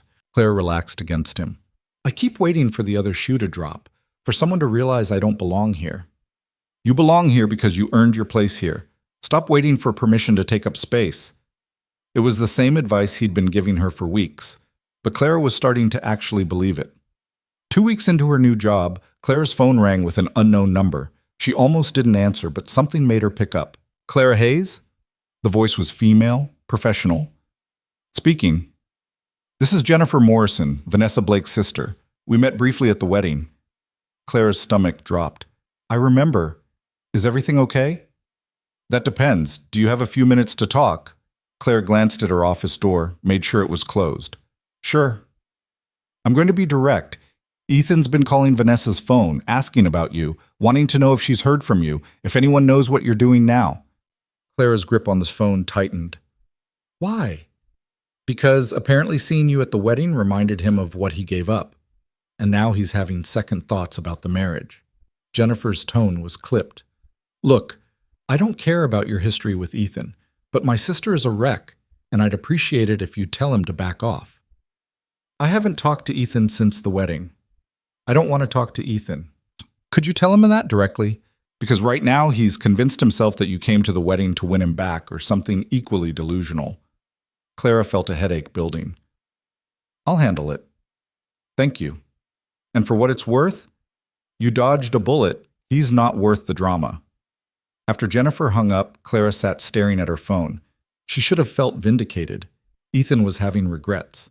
The tables had turned. Instead, she just felt tired and annoyed that he was inserting himself back into her life when she'd finally moved on. She called him. He answered on the second ring. Clara, we need to talk, and not over the phone. Can you meet me tomorrow? There was a pause. Where? The coffee shop on 5th and Main, 2 o'clock. I'll be there. Clara hung up before he could say anything else. She didn't tell Adrian about the call. Didn't tell anyone. This was something she needed to handle herself. The next day she arrived at the coffee shop early, ordered a latte she didn't drink, and waited. Ethan showed up 10 minutes late, looking harried. His tie was loose, his hair uncombed. He'd always been meticulous about his appearance. This version of him looked wrong. Thanks for meeting me, he said, sliding into the seat across from her.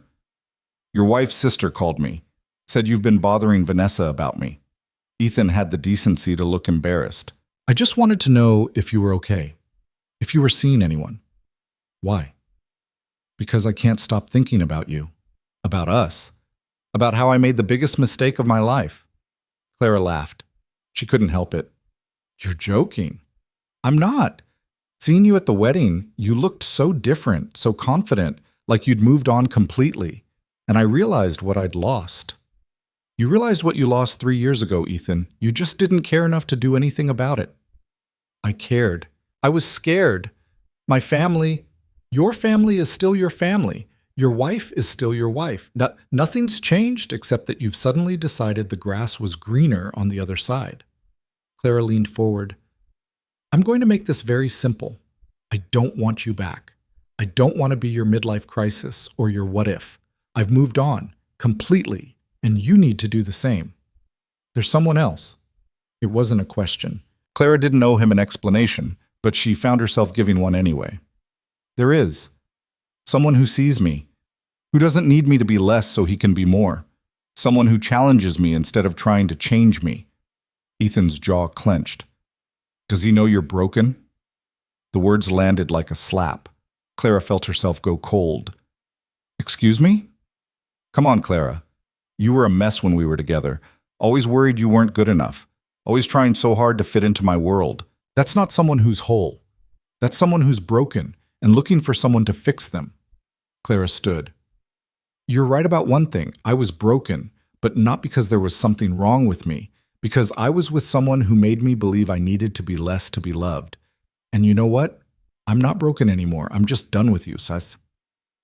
She walked out before he could respond. Her hands were shaking, her eyes burning, but she didn't cry. Wouldn't give him that. By the time she got back to her apartment, the anger had faded into something quieter, sadder. Adrian called an hour later. "Where are you?" "Home." "Why?" "Because Linda said you left early and you looked upset." "What happened?" Clara told him. All of it. Ethan's call, Jennifer's request, the coffee shop confrontation. "Why didn't you tell me?" Adrian's voice was tight. "Because I needed to handle it myself. To prove I could." "And did you?" "Handle it." "I think so. But he said something that stuck with me." Clara paused. "He said I was broken, that I was just looking for someone to fix me." "He's an idiot." "But what if he's right? What if I'm just replacing one dependency with another?" Adrian was quiet for a moment. "Do you feel broken?" Clara thought about it, really thought about it.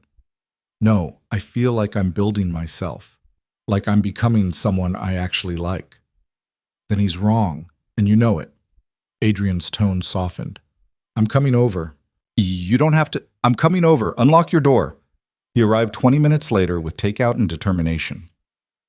They ate on her couch, Clara curled against his side, grateful for his solid presence. "Thank you," she said, "for not trying to fix this, for just being here." "I can't fix you," Adrian said. "You're not broken. You're just figuring it out, same as me." Clara tilted her head up, kissed him slow and soft. "I love you." The words slipped out before she could stop them. Adrian went still. "You don't have to say it back," Clara said quickly. "I just needed to say it, needed you to know." Adrian's hand came up, cupping her face. "I love you too, and that terrifies me more than anything else in my life." "Good. We can be terrified together." They made love that night, unhurried and real. No performance, no walls, just them, honest and vulnerable and completely present. Afterward, lying tangled together in Clara's small bed, Adrian said, "Move in with me." Clara propped herself up on one elbow. "What?" "Move in with me. Your lease is up next month anyway. Jess is going to move in with her girlfriend. It makes sense." "It makes sense, or you want me there?" "Both." Adrian pulled her back down. "I want you there. I want to wake up with you, fall asleep with you, build something real." Clara's heart hammered. It was too fast, too much. Everything her cautious brain screamed was a bad idea. "Okay," she said. "Okay?" "Okay, I'll move in with you, but I'm keeping some of my terrible furniture. Your place needs character." Adrian laughed, the sound rumbling through his chest. "Deal." Clara closed her eyes, breathing in this moment, this choice, this terrifying, exhilarating leap into the unknown. For the first time in years, she wasn't scared of falling. She was ready to fly. Moving in together turned out to be less romantic montage and more exhausting reality check. Clara had accumulated more stuff than she'd realized in 6 years of living with Jess, and most of it didn't fit Adrian's aesthetic of clean lines and deliberate minimalism. "What is this?" Adrian held up a ceramic frog wearing a tiny hat. "That's Gerald. Jess gave him to me as a housewarming gift when I moved in." "He's hideous." "He's sentimental." Clara took Gerald and set him deliberately on Adrian's pristine bookshelf. "He stays." Adrian looked like he wanted to argue, then seemed to think better of it. "Fine, but the inflatable furniture has to go." "That chair is comfortable." "That chair looks like it came from a college dorm room, which, given that you dropped out 7 years ago, it probably did." They compromised. Clara kept Gerald and a few other treasures that made Adrian wince. The inflatable chair went to Jess's new place, along with most of Clara's mismatched dishes and the poster of a beach sunset she'd had since she was 19. What surprised Clara most was how quickly it started to feel like home. Not Adrian's home, their home. She rearranged his kitchen so the coffee mugs were actually accessible. He cleared half his closet without being asked. She left books on the coffee table. He stopped commenting on it. Small adjustments, small compromises. The unglamorous work of actually building a life with someone. 3 months in, Clara woke to Adrian's side of the bed empty. She found him in his home office at 2 in the morning, still in his pajamas, hunched over his laptop with the kind of tension that radiated stress. "Can't sleep?" she asked from the doorway. Adrian didn't look up. "The Morrison deal is falling apart. They're threatening to pull out entirely." "What happened?" Competitor offered them better terms, better location, better everything, apparently. He finally met her eyes, and Clara saw genuine fear there. This was supposed to be the deal that took us to the next level. Without it, we're looking at layoffs, possibly closing the satellite office. Clara moved behind him, started rubbing his shoulders. They were rock solid with tension. What can I do? Nothing. There's nothing anyone can do. Morrison made his decision. Have you talked to him? Actually talked? Not just emails and lawyers? I've left 4 messages. He's not taking my calls. Clara thought about the past 3 months at Vale Industries, about the relationships she'd been building, the connections she'd been making, about Sarah Morrison, the client's daughter who'd mentioned at a dinner party that her father never made decisions without sleeping on them first. Give me his number, Clara said. Adrian turned in his chair. What? His number. Give it to me. Clara, I appreciate the thought, but give me the number or I'll find it myself. Adrian studied her for a moment, then rattled off the digits. Clara grabbed her phone, walked to the living room, and called before she could second-guess herself. It rang 4 times. She was about to hang up when a gruff voice answered. This better be important. It's 2 a.m. Mr. Morrison, this is Clara Hayes. I work with Adrian Vale. I know who you are. What do you want? Clara took a breath. I want 5 minutes of your time. Not to pitch you anything, not to change your mind, just to talk, person to person. There was a long pause. You've got 3 minutes. Talk. Your daughter Sarah mentioned you're a Yankees fan, season ticket holder since the 80s. What does that have to do with anything? My dad was too. Took me to my first game when I was 7. Told me that loyalty mattered more than winning, that sticking with your team through the bad seasons made the good ones mean something. Morrison's tone shifted slightly. Your dad sounds like a smart man. He was. He died 7 years ago, but I still think about what he said. Clara paused. Adrian Vale is a lot of things. He's demanding. He's stubborn. He's terrible at admitting when he needs help. But he's also loyal. He doesn't make promises he can't keep. And when he commits to something, he sees it through, bad seasons and all. Ms. Hayes, I'm not asking you to change your decision. I'm just asking you to give him a chance to respond before you make it final. To actually talk to him instead of going through intermediaries. Because I think you're making this choice based on numbers when it should be based on partnership. And partnerships require conversation. Another long pause. Have him call me tomorrow, 9 sharp. I'll give him 10 minutes. Thank you, Mr. Morrison. Don't thank me yet. 10 minutes isn't a guarantee of anything. He hung up. Clara stood holding her phone, adrenaline coursing through her. She'd either just saved the deal or made everything worse. Adrian appeared in the doorway. What did you do? Got you 10 minutes tomorrow at 9. Don't waste them. Clara, don't thank me until you actually save the deal. And for the record, I'm terrified I just made things worse. Adrian pulled her close, his face buried in her hair. How did you know what to say? I didn't. I just knew that numbers and lawyers weren't working, so maybe humanity would. She pulled back to look at him.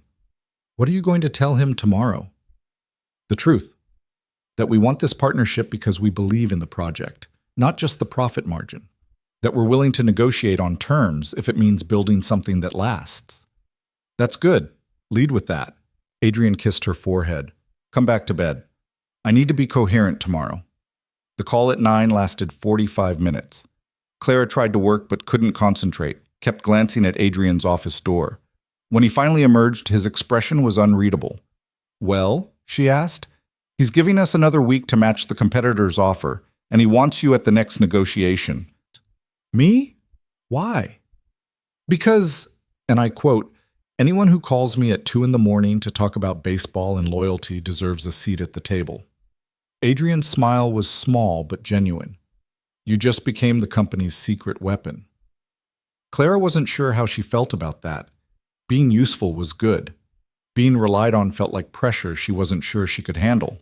The negotiation the following week was intense. Morrison brought his entire team, lawyers, accountants, his daughter Sarah, who turned out to be the company's CFO.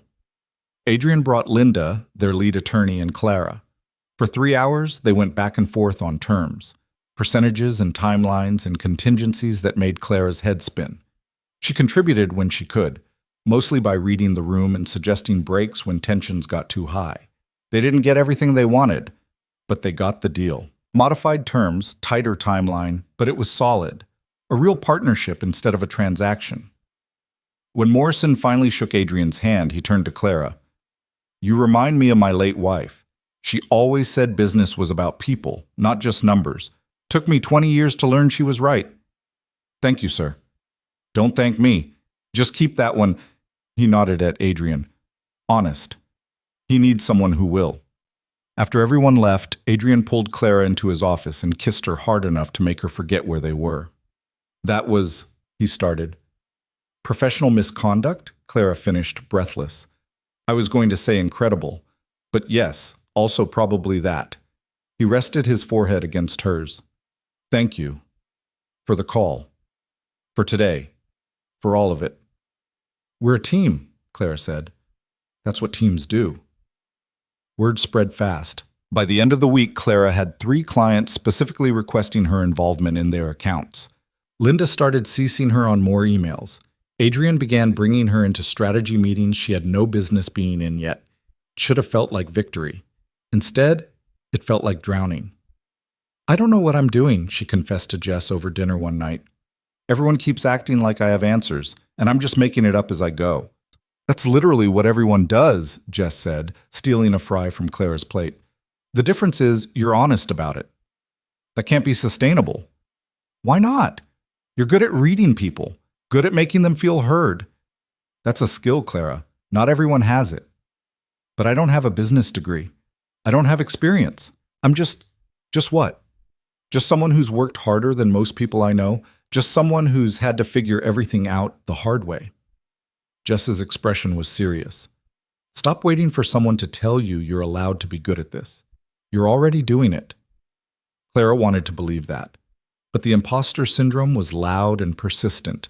The breaking point came a month later, a major client meeting where Clara was supposed to take the lead. The client was a developer named Marcus Chen, notoriously difficult, known for walking out of meetings if he got bored.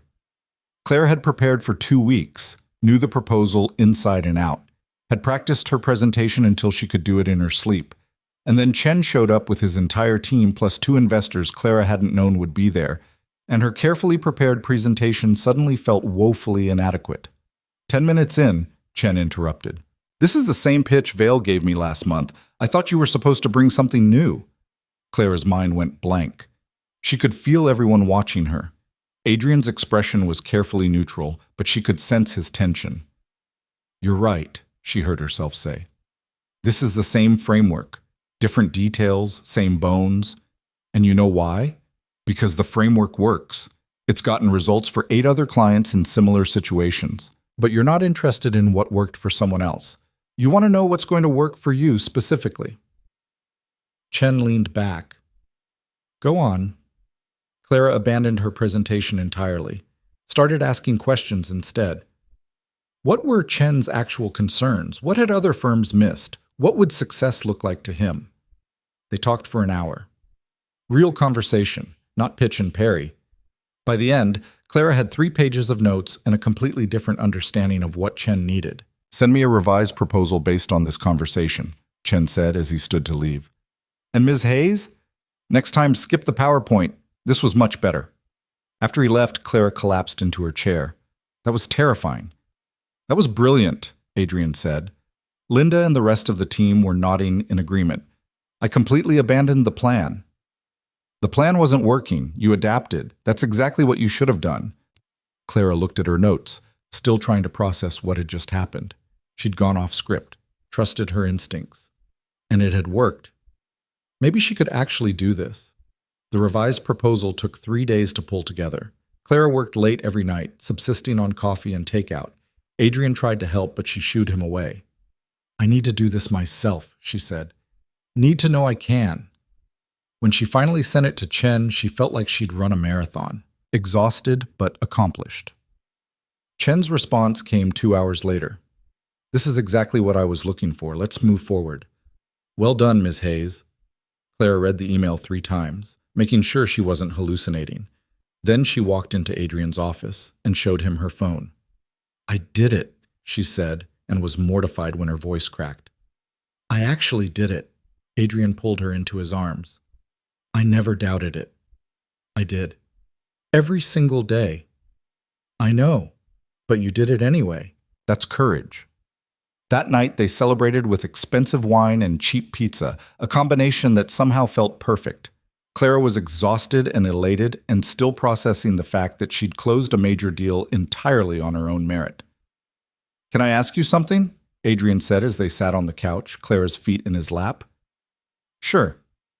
Are you happy? Actually happy? Clara thought about it. 6 months ago, she'd been a waitress living paycheck to paycheck, convinced her life had peaked in college before she'd even had a chance to start it.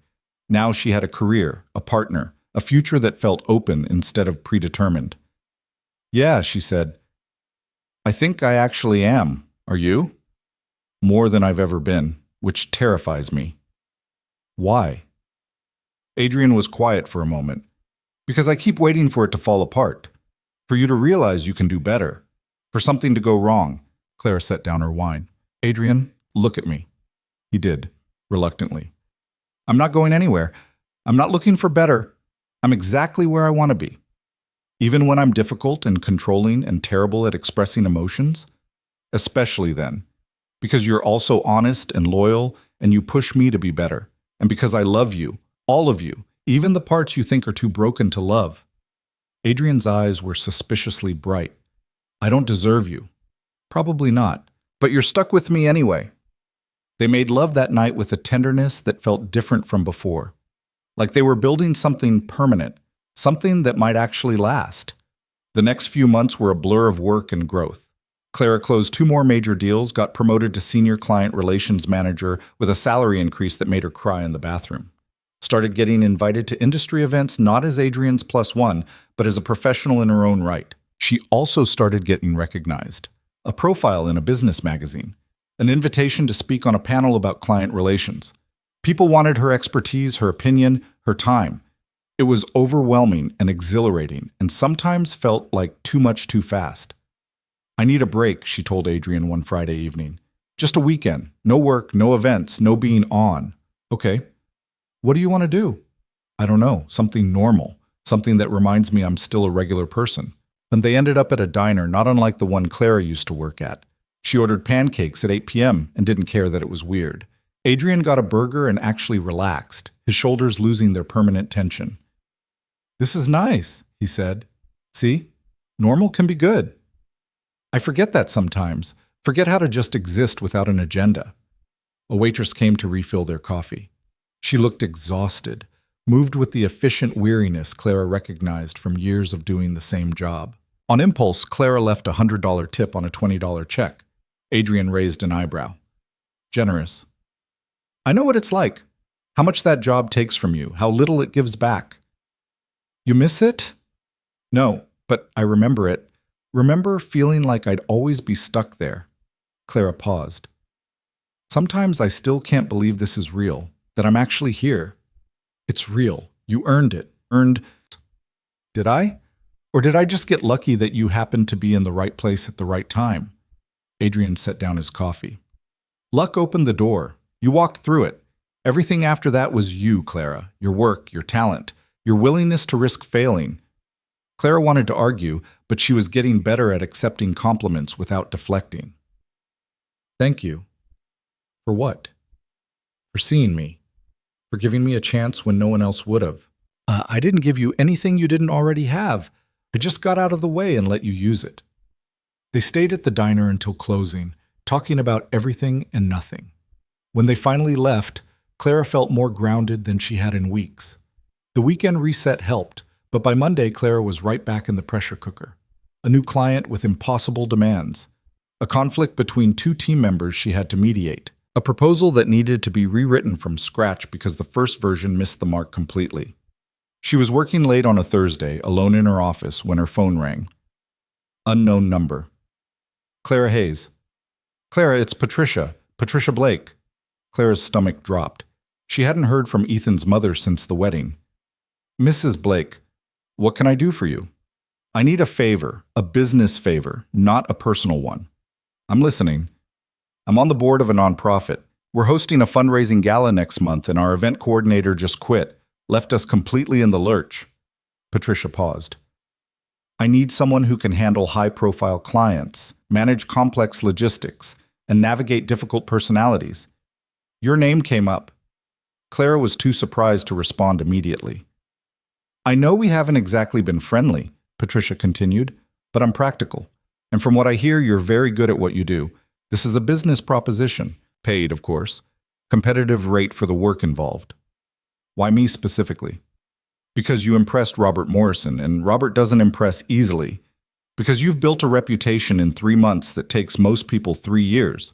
And because, despite our history, I trust you to get the job done. Clara's mind raced. Working with Patricia would be awkward at best, antagonistic at worst. But it was also an opportunity, a chance to prove she'd moved beyond being Ethan's discarded ex-girlfriend. Send me the details, Clara said. I'll look at them and let you know. Thank you. I'll email everything tonight. After Patricia hung up, Clara sat staring at her phone. Adrian appeared in her doorway. You're working too late again, he said. Patricia Blake just offered me a consulting job. Adrian's expression shifted. Ethan's mother? The same. She needs help with a fundraising gala. Are you seriously considering it? I don't know. Should I? Adrian came into her office, sat on the edge of her desk. That depends. Why would you take it? To prove I can. To show her and everyone else that I'm more than what Ethan made me feel like I was. You've already proven that. You don't need Patricia Blake's validation. Maybe I need my own validation. Need to know I can face that world again and not feel small. Adrian studied her. If you take this, it's going to be uncomfortable. Patricia isn't going to make it easy. I know. And Ethan will probably be there. At the gala. Clara hadn't thought about that. The idea of seeing Ethan again, this time with Adrian at her side, felt strange. Not painful, just strange. I can handle it, she said. I know you can. The question is whether you should have to. Clara considered. Part of her wanted to avoid the whole situation, keep her distance from anything Blake-related. But another part, the part that had grown over the past 6 months, wanted to face it head-on, to prove that she'd moved so far beyond that chapter that it couldn't touch her anymore. I'm going to do it, she decided, but on my terms. Professional, boundaries, and I'm not doing it to prove anything to them. I'm doing it because it's a good opportunity and I can handle it. Adrian smiled. That's my girl. Clara spent the weekend reviewing Patricia's materials. The gala was massive. 500 guests, silent auction, sit-down dinner, entertainment. The kind of event that required military-level organization and the ability to manage a dozen competing egos. It was also exactly the kind of challenge Clara had learned to thrive on. She met with Patricia the following Tuesday. The meeting was professional, almost warm. Patricia outlined expectations, budget, timeline. Didn't mention Ethan once. I appreciate you doing this, Patricia said as they wrapped up. I know our history is complicated. This is business, Clara said. History doesn't enter into it. Fair enough. Patricia stood. For what it's worth, you've done well for yourself.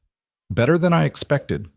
It wasn't quite an apology, but coming from Patricia Blake, it was close. Clara threw herself into planning the gala. It was exhausting work on top of her regular job, but she loved the challenge, loved proving she could juggle multiple high-stakes projects and excel at all of them. Adrian helped where he could, but mostly stayed out of her way. He understood she needed to do this herself. 2 weeks before the gala, Clara was finalizing seating arrangements when Ethan called. I heard you're coordinating the event, he said without preamble. I am. That's unexpected. Is it? I'm good at my job, Ethan. Your mother recognized that. I didn't mean... He sighed. Can we talk? In person. Just for a few minutes? Clara almost said no, then decided that maybe one final conversation would close the door completely. Fine. Coffee tomorrow. Same place as last time. 30 minutes. That's it. Thank you. She told Adrian about the meeting. He didn't look happy, but didn't argue. Want me to come with you? He offered. No, this is something I need to do alone. Ethan looked worse than he had at their last meeting, thinner, tired. Vanessa had filed for divorce, he told Clara. The marriage had lasted 6 months. I'm sorry, Clara said, and meant it. I'm not. It was a mistake from the start. Marrying her, I mean. I did it for all the wrong reasons. And you're telling me this why? Ethan met her eyes. Because I want you to know I regret it. All of it. How I handled things with you. The choices I made. The person I was. Okay, I accept your regret. Is that all? Don't you want to know if I still have feelings for you? No, because it doesn't matter. I've moved on, Ethan, completely. What we had is over. It's been over for years. Because of Adrian Vale? Clara stood. Because of me. Because I finally figured out that I deserve someone who chooses me, consistently, without conditions. Adrian happens to be that person, but even if he wasn't, I still wouldn't go back to you. Clara, we're done. This conversation, this history, all of it. I'll see you at the gala, and after that, I'd appreciate it if you'd stop reaching out. She left before he could respond. Felt lighter, somehow. Like she'd finally set down a weight she'd been carrying for years. The gala was perfect. Clara had orchestrated every detail, managed every crisis, smoothed over every conflict. When the night finally arrived, everything ran like clockwork. She wore a deep blue dress that Adrian had picked out, her hair styled by Patricia, her confidence genuine. She moved through the crowd not as Ethan's ex, but as Clara Hayes, successful professional, someone who belonged in this world on her own merit. Ethan was there with his mother. He looked at Clara once across the room. She nodded politely and turned her attention back to her conversation. That was all he got. A polite acknowledgement. Nothing more. At the end of the night, after all the guests had left and the cleanup crew was packing up, Patricia found Clara. This was flawless, she said. Better than flawless. You've got a real talent for this. Thank you. I mean it. If you ever decide to branch out on your own into event planning or consulting, I have a dozen people who would hire you in a heartbeat. Clara filed that information away. She hadn't thought about branching out, but the seed was planted. Adrian picked her up at midnight. Clara collapsed into the passenger seat, exhausted and triumphant. How'd it go? He asked. Perfect. It was perfect. I never doubted it. Adrian pulled into traffic. Ready to go home? Home. The penthouse didn't feel like Adrian's place anymore. It felt like theirs. Their books mixed on the shelves, her coffee mug next to his in the kitchen, their lives intertwined in 100 small ways. Yeah, Clara said. Let's go home. 6 months after the gala, Clara sat in a conference room that still smelled like fresh paint, watching her business partner argue with a contractor about wall colors. The space was small, just 3 rooms in a building that had seen better decades. But it was hers. Theirs, technically. She'd gone into business with Sarah Morrison, Marcus Chen's CFO daughter, who'd turned out to be brilliant at operations and terrible at client relations. I don't care if beige is cheaper, Sarah was saying.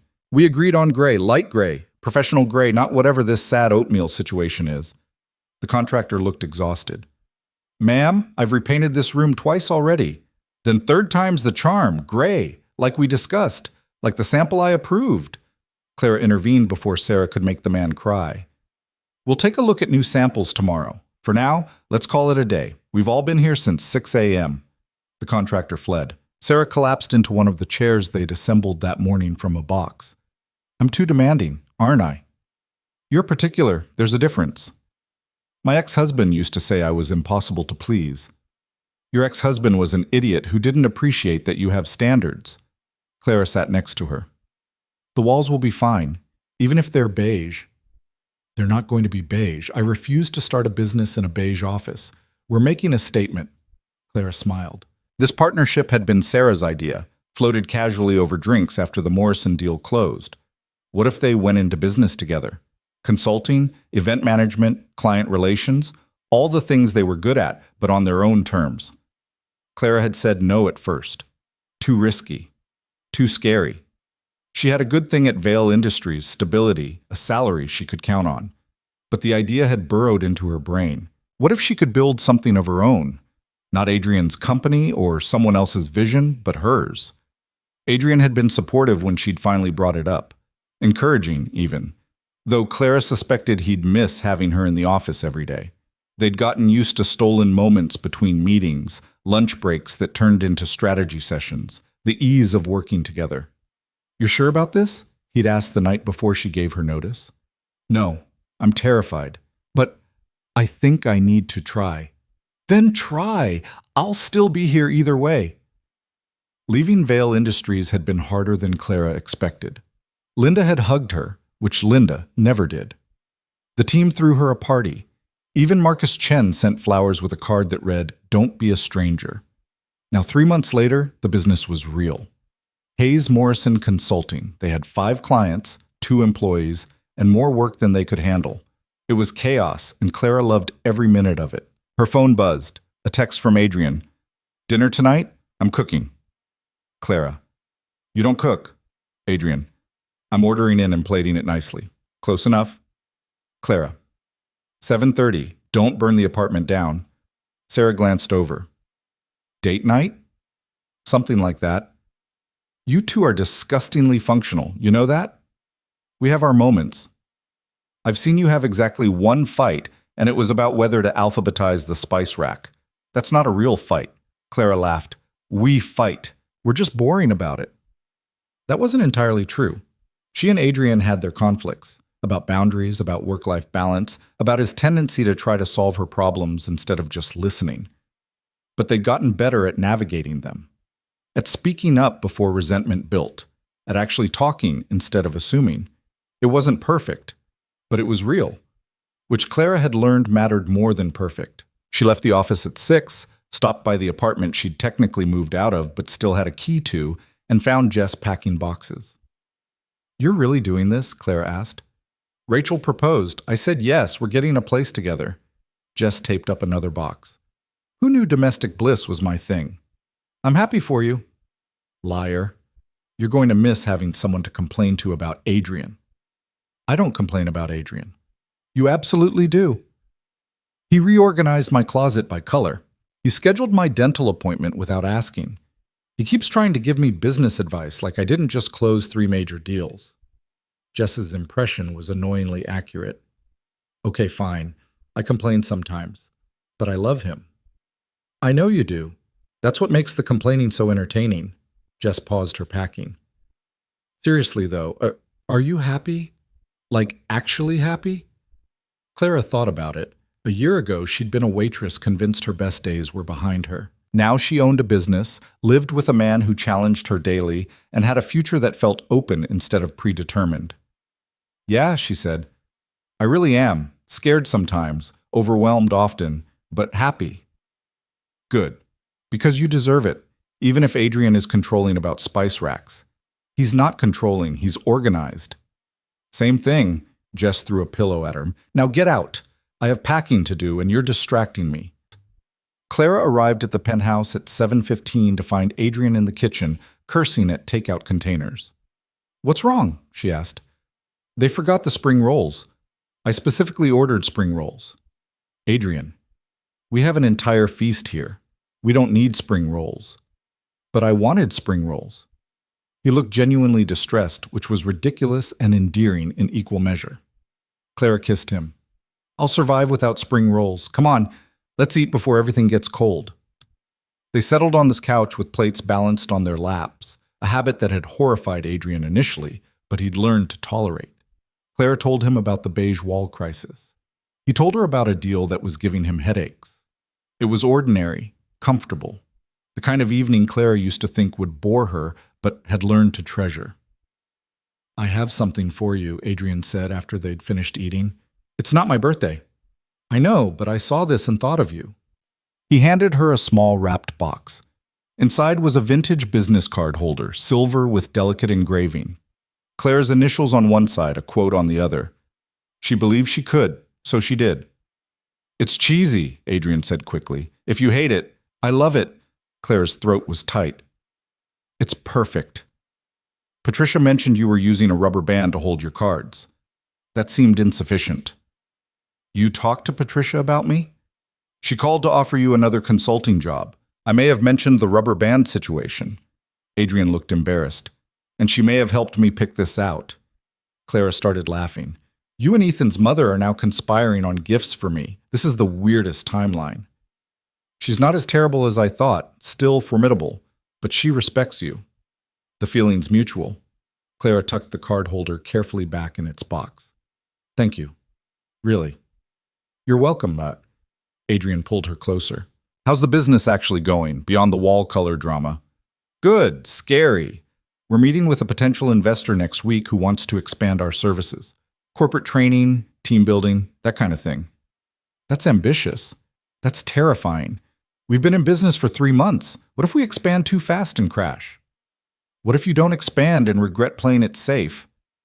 Clara rested her head on his shoulder. When did you become the voice of risk-taking? Since I met someone who taught me that playing it safe isn't always the same as being smart.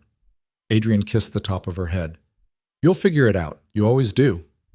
The investor meeting went well. Too well, actually.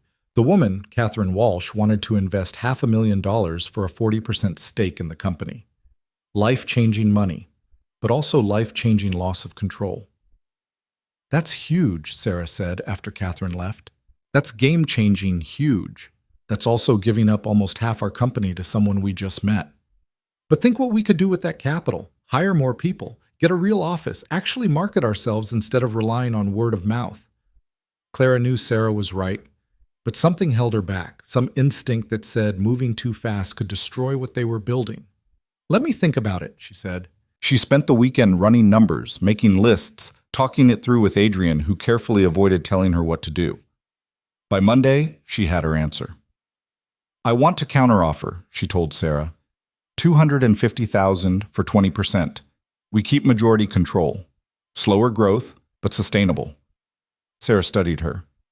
You're sure? No, but I think it's right.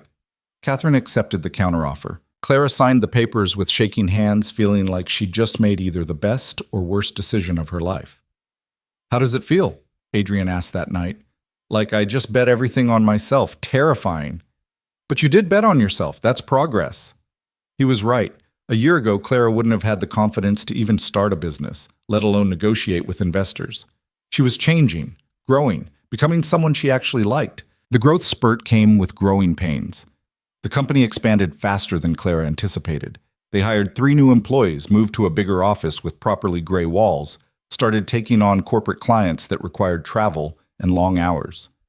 Clara found herself working late more often than not, missing dinners with Adrian, canceling plans because a client emergency came up, living on coffee and adrenaline and the constant low-grade anxiety that she was going to mess something up catastrophically.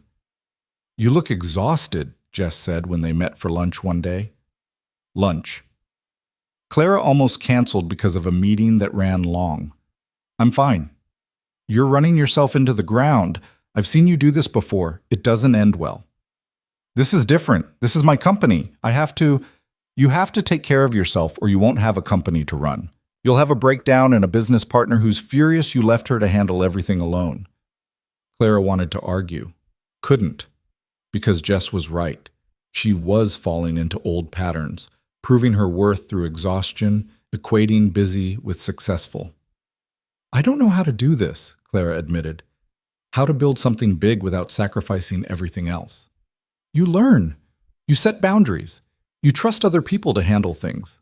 Jess paused. And you stop trying to prove you deserve success. You already proved that. Now you just have to sustain it. That conversation stuck with Clara. She started delegating more, trusting her team, leaving the office at reasonable hours instead of staying until midnight. It felt wrong at first, like she was being lazy or irresponsible, but the business didn't collapse. In fact, it ran smoother when she wasn't micromanaging every detail. Adrian noticed the change. You seem lighter. I'm trying to not work myself to death. Radical concept. Very radical. I'm proud of you. They were learning each other's rhythms. When to push, when to back off, when to offer advice, when to just listen. It wasn't always smooth. There were still nights when Clara came home frustrated, and Adrian tried to fix it instead of just letting her vent. Still moments when his need for control clashed with her need for autonomy. But they were trying, actually trying, which Clara had learned was more valuable than being naturally compatible. 8 months after starting the business, Clara got a call that changed everything. Ms. Hayes, this is Diana Fletcher from Fletcher Consulting Group. Clara's stomach dropped. Fletcher was one of the biggest consulting firms in the country. National presence, celebrity clients, the works. How can I help you, Ms. Fletcher? I've been watching your company, impressed by what you've built in such a short time. I'd like to make you an offer. The offer was staggering. Fletcher wanted to acquire Hayes Morrison Consulting, absorb it into their larger operation. Clara and Sarah would become partners in the parent company, keep their team, expand their reach exponentially. The money being offered was life-changing. Set for life money. Never have to worry again money. I need to discuss this with my partner, Clara said. Sarah's response was immediate. We should seriously consider this. You want to sell? I want to hear them out. This could be everything we've worked for. They spent 2 weeks in negotiations. Fletcher was offering not just money, but resources, connections, stability, everything a small business could want. But something felt off to Clara.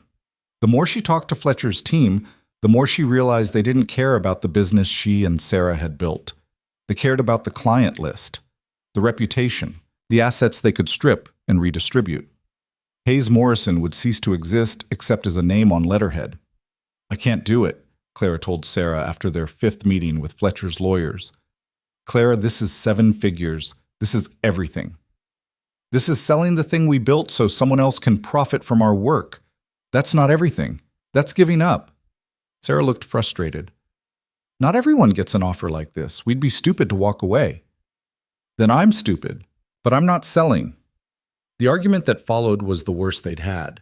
Sarah accused Clara of being naive, of letting pride get in the way of smart business. Clara accused Sarah of selling out, of forgetting why they'd started this in the first place. They didn't speak for 3 days.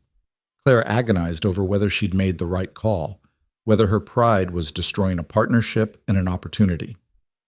On the 4th day, Sarah showed up at Clara's apartment. I've been thinking, Sarah said, about why I wanted to sell, and I realized I was scared we'd fail on our own, scared that this success was temporary and we should cash out while we could. I'm scared too, Clara admitted, every single day, but I'd rather fail on my own terms than succeed on someone else's. Sarah smiled. That's very inspiring and also possibly insane. Probably both. I'm in. We tell Fletcher no. We keep building. And if we crash and burn, at least it'll be our crash and burn. They called Fletcher that afternoon and declined the offer. Clara half expected to feel regret. Instead, she felt relief. And certainty that she'd made the right choice. Adrian's response when she told him was unexpected. You turned down that much money? You think I made a mistake. I think you made a choice, one I probably wouldn't have made, but I'm not you. Are you disappointed? In what? That you chose building something meaningful over cashing out? That you trusted your gut even when it went against conventional wisdom? Adrian pulled her close. I'm the opposite of disappointed. A year into running the business, Clara finally felt like she knew what she was doing. Not perfectly. She still made mistakes, still had moments of crushing self-doubt. But she'd learned to trust herself, to believe she belonged in the rooms she walked into. Hayes Morrison had 15 employees now, offices in 2 cities, a waiting list of clients. Clara had been featured in 3 business magazines and invited to speak at a conference about entrepreneurship. She'd come a long way from spilling coffee on strangers. The 2nd anniversary of meeting Adrian fell on a Tuesday. He took her to the same diner where they'd had their normal evening a year earlier. Sentimental, Clara teased. Practical. Their pancakes are still the best in the city. They ordered the same things they had that first night. Pancakes for Clara, burger for Adrian, talked about work and life and the small details that made up a shared existence. Can I ask you something? Adrian said over coffee. Sure. Do you ever regret it, saying yes to that insane deal I offered you? Clara thought about the past 2 years, the transformation, the challenges, the growth. Meeting Adrian had changed the trajectory of her entire life, but she'd been the one who'd chosen to change. The invitation had been his, the work had been hers. No, she said honestly. I don't regret it. Do you? Not even for a second. Adrian reached across the table, took her hand. I had this whole speech planned about how you've changed my life, made me better, all the things people say when they're trying to... He pulled out a small box. Clara's heart stopped. Propose, he finished. The ring was simple, elegant. Exactly what Clara would have chosen if she'd been asked. I know we haven't talked about this, Adrian continued, and I know you value your independence, and I know rings are heteronormative symbols of patriarchal ownership or whatever, but I love you, and I want to build a life with you, officially, if you're interested.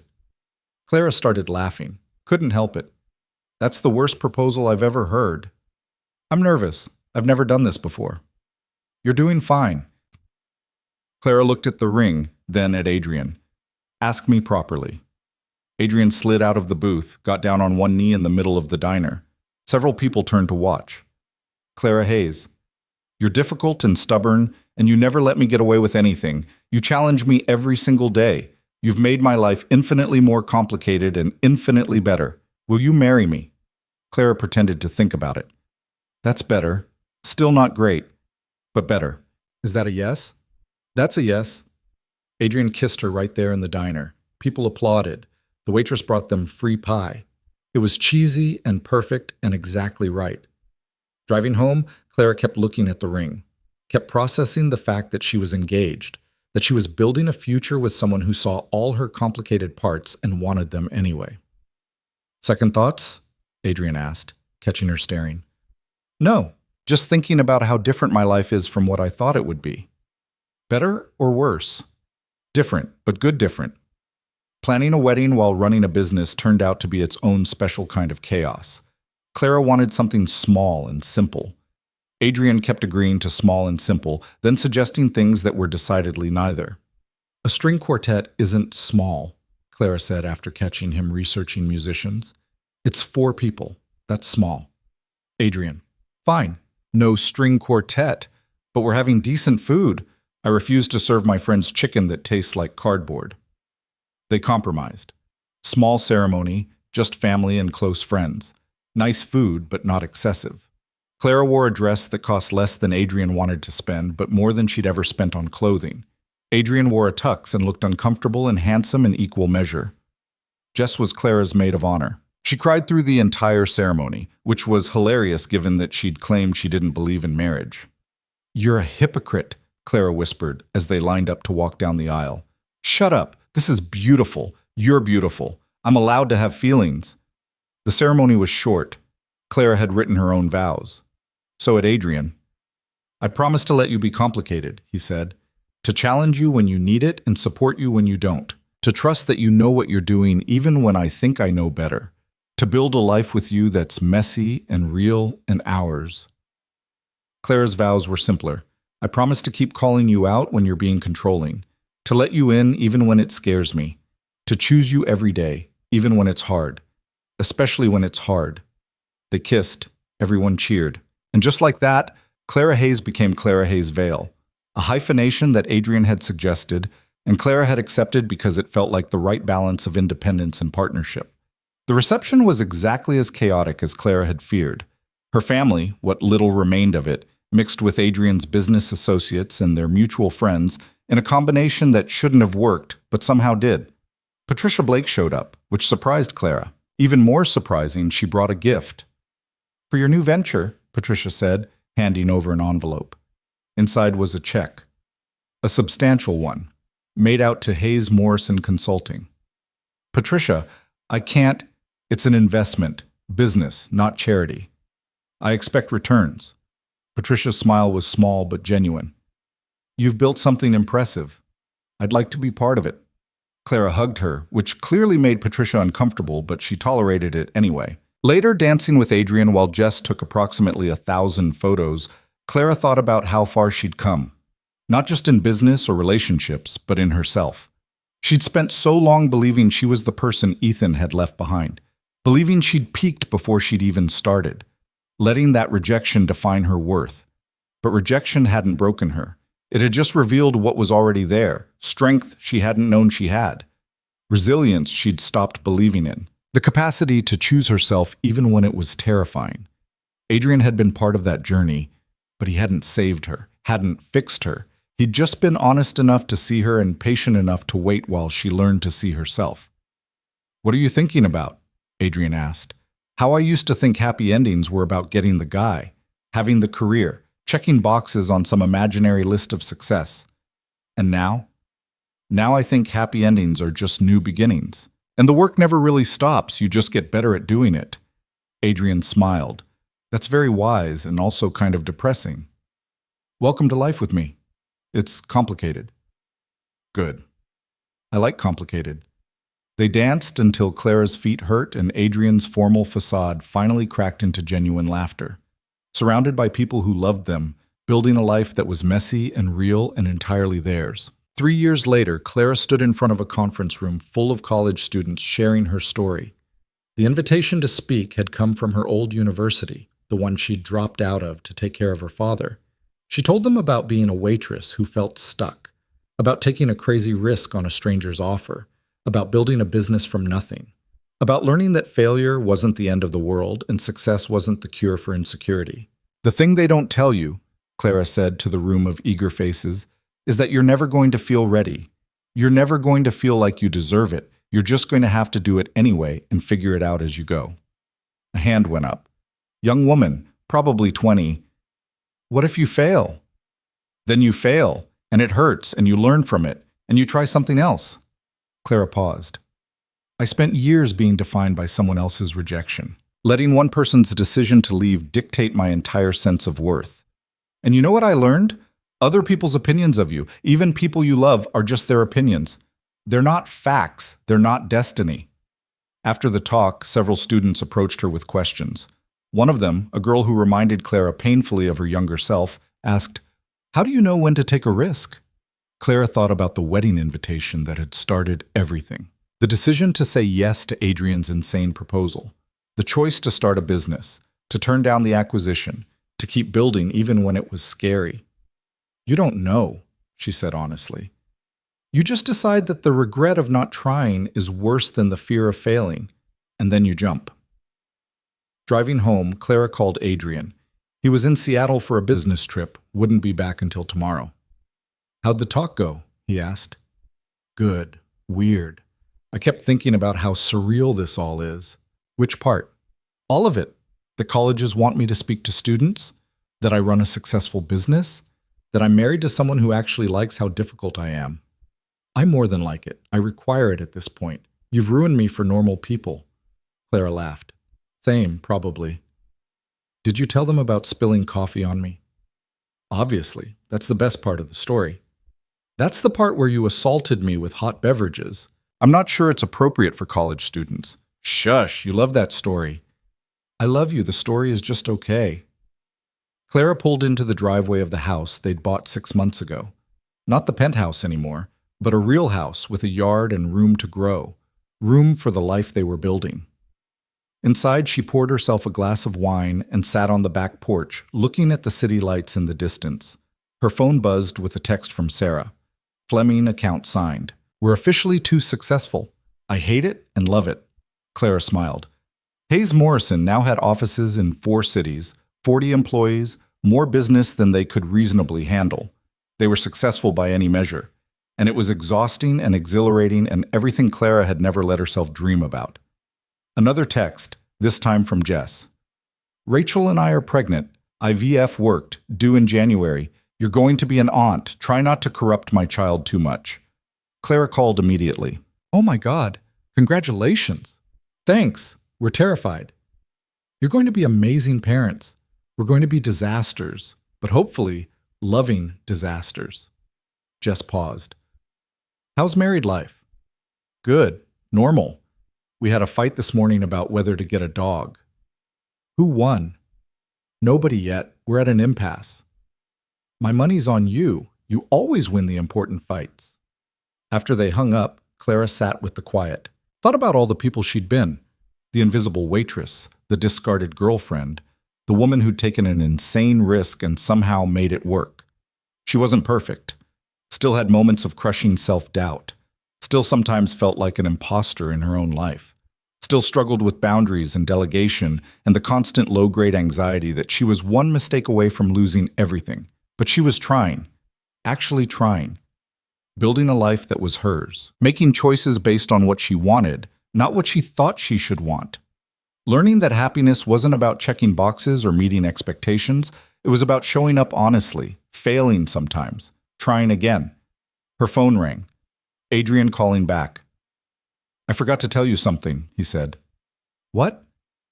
I'm proud of you, for the talk, for everything, for becoming exactly who you're supposed to be. Clara felt her throat tighten. I'm still figuring out who that is. I know, but you're doing it. That's what matters. They talked for another 20 minutes about nothing important. About Adrian's meeting, about whether they should get a dog, about what to have for dinner when he got home tomorrow. The mundane details that made up a life shared. And when Clara finally went inside, locking the door behind her, she felt something she'd been chasing for years without knowing how to name it. Not happiness, exactly. Happiness was too simple, too clean for the complicated reality of actually living. What she felt was peace. The messy, imperfect peace of knowing she was exactly where she was supposed to be. Not because it was perfect, but because it was real. Because she'd chosen it.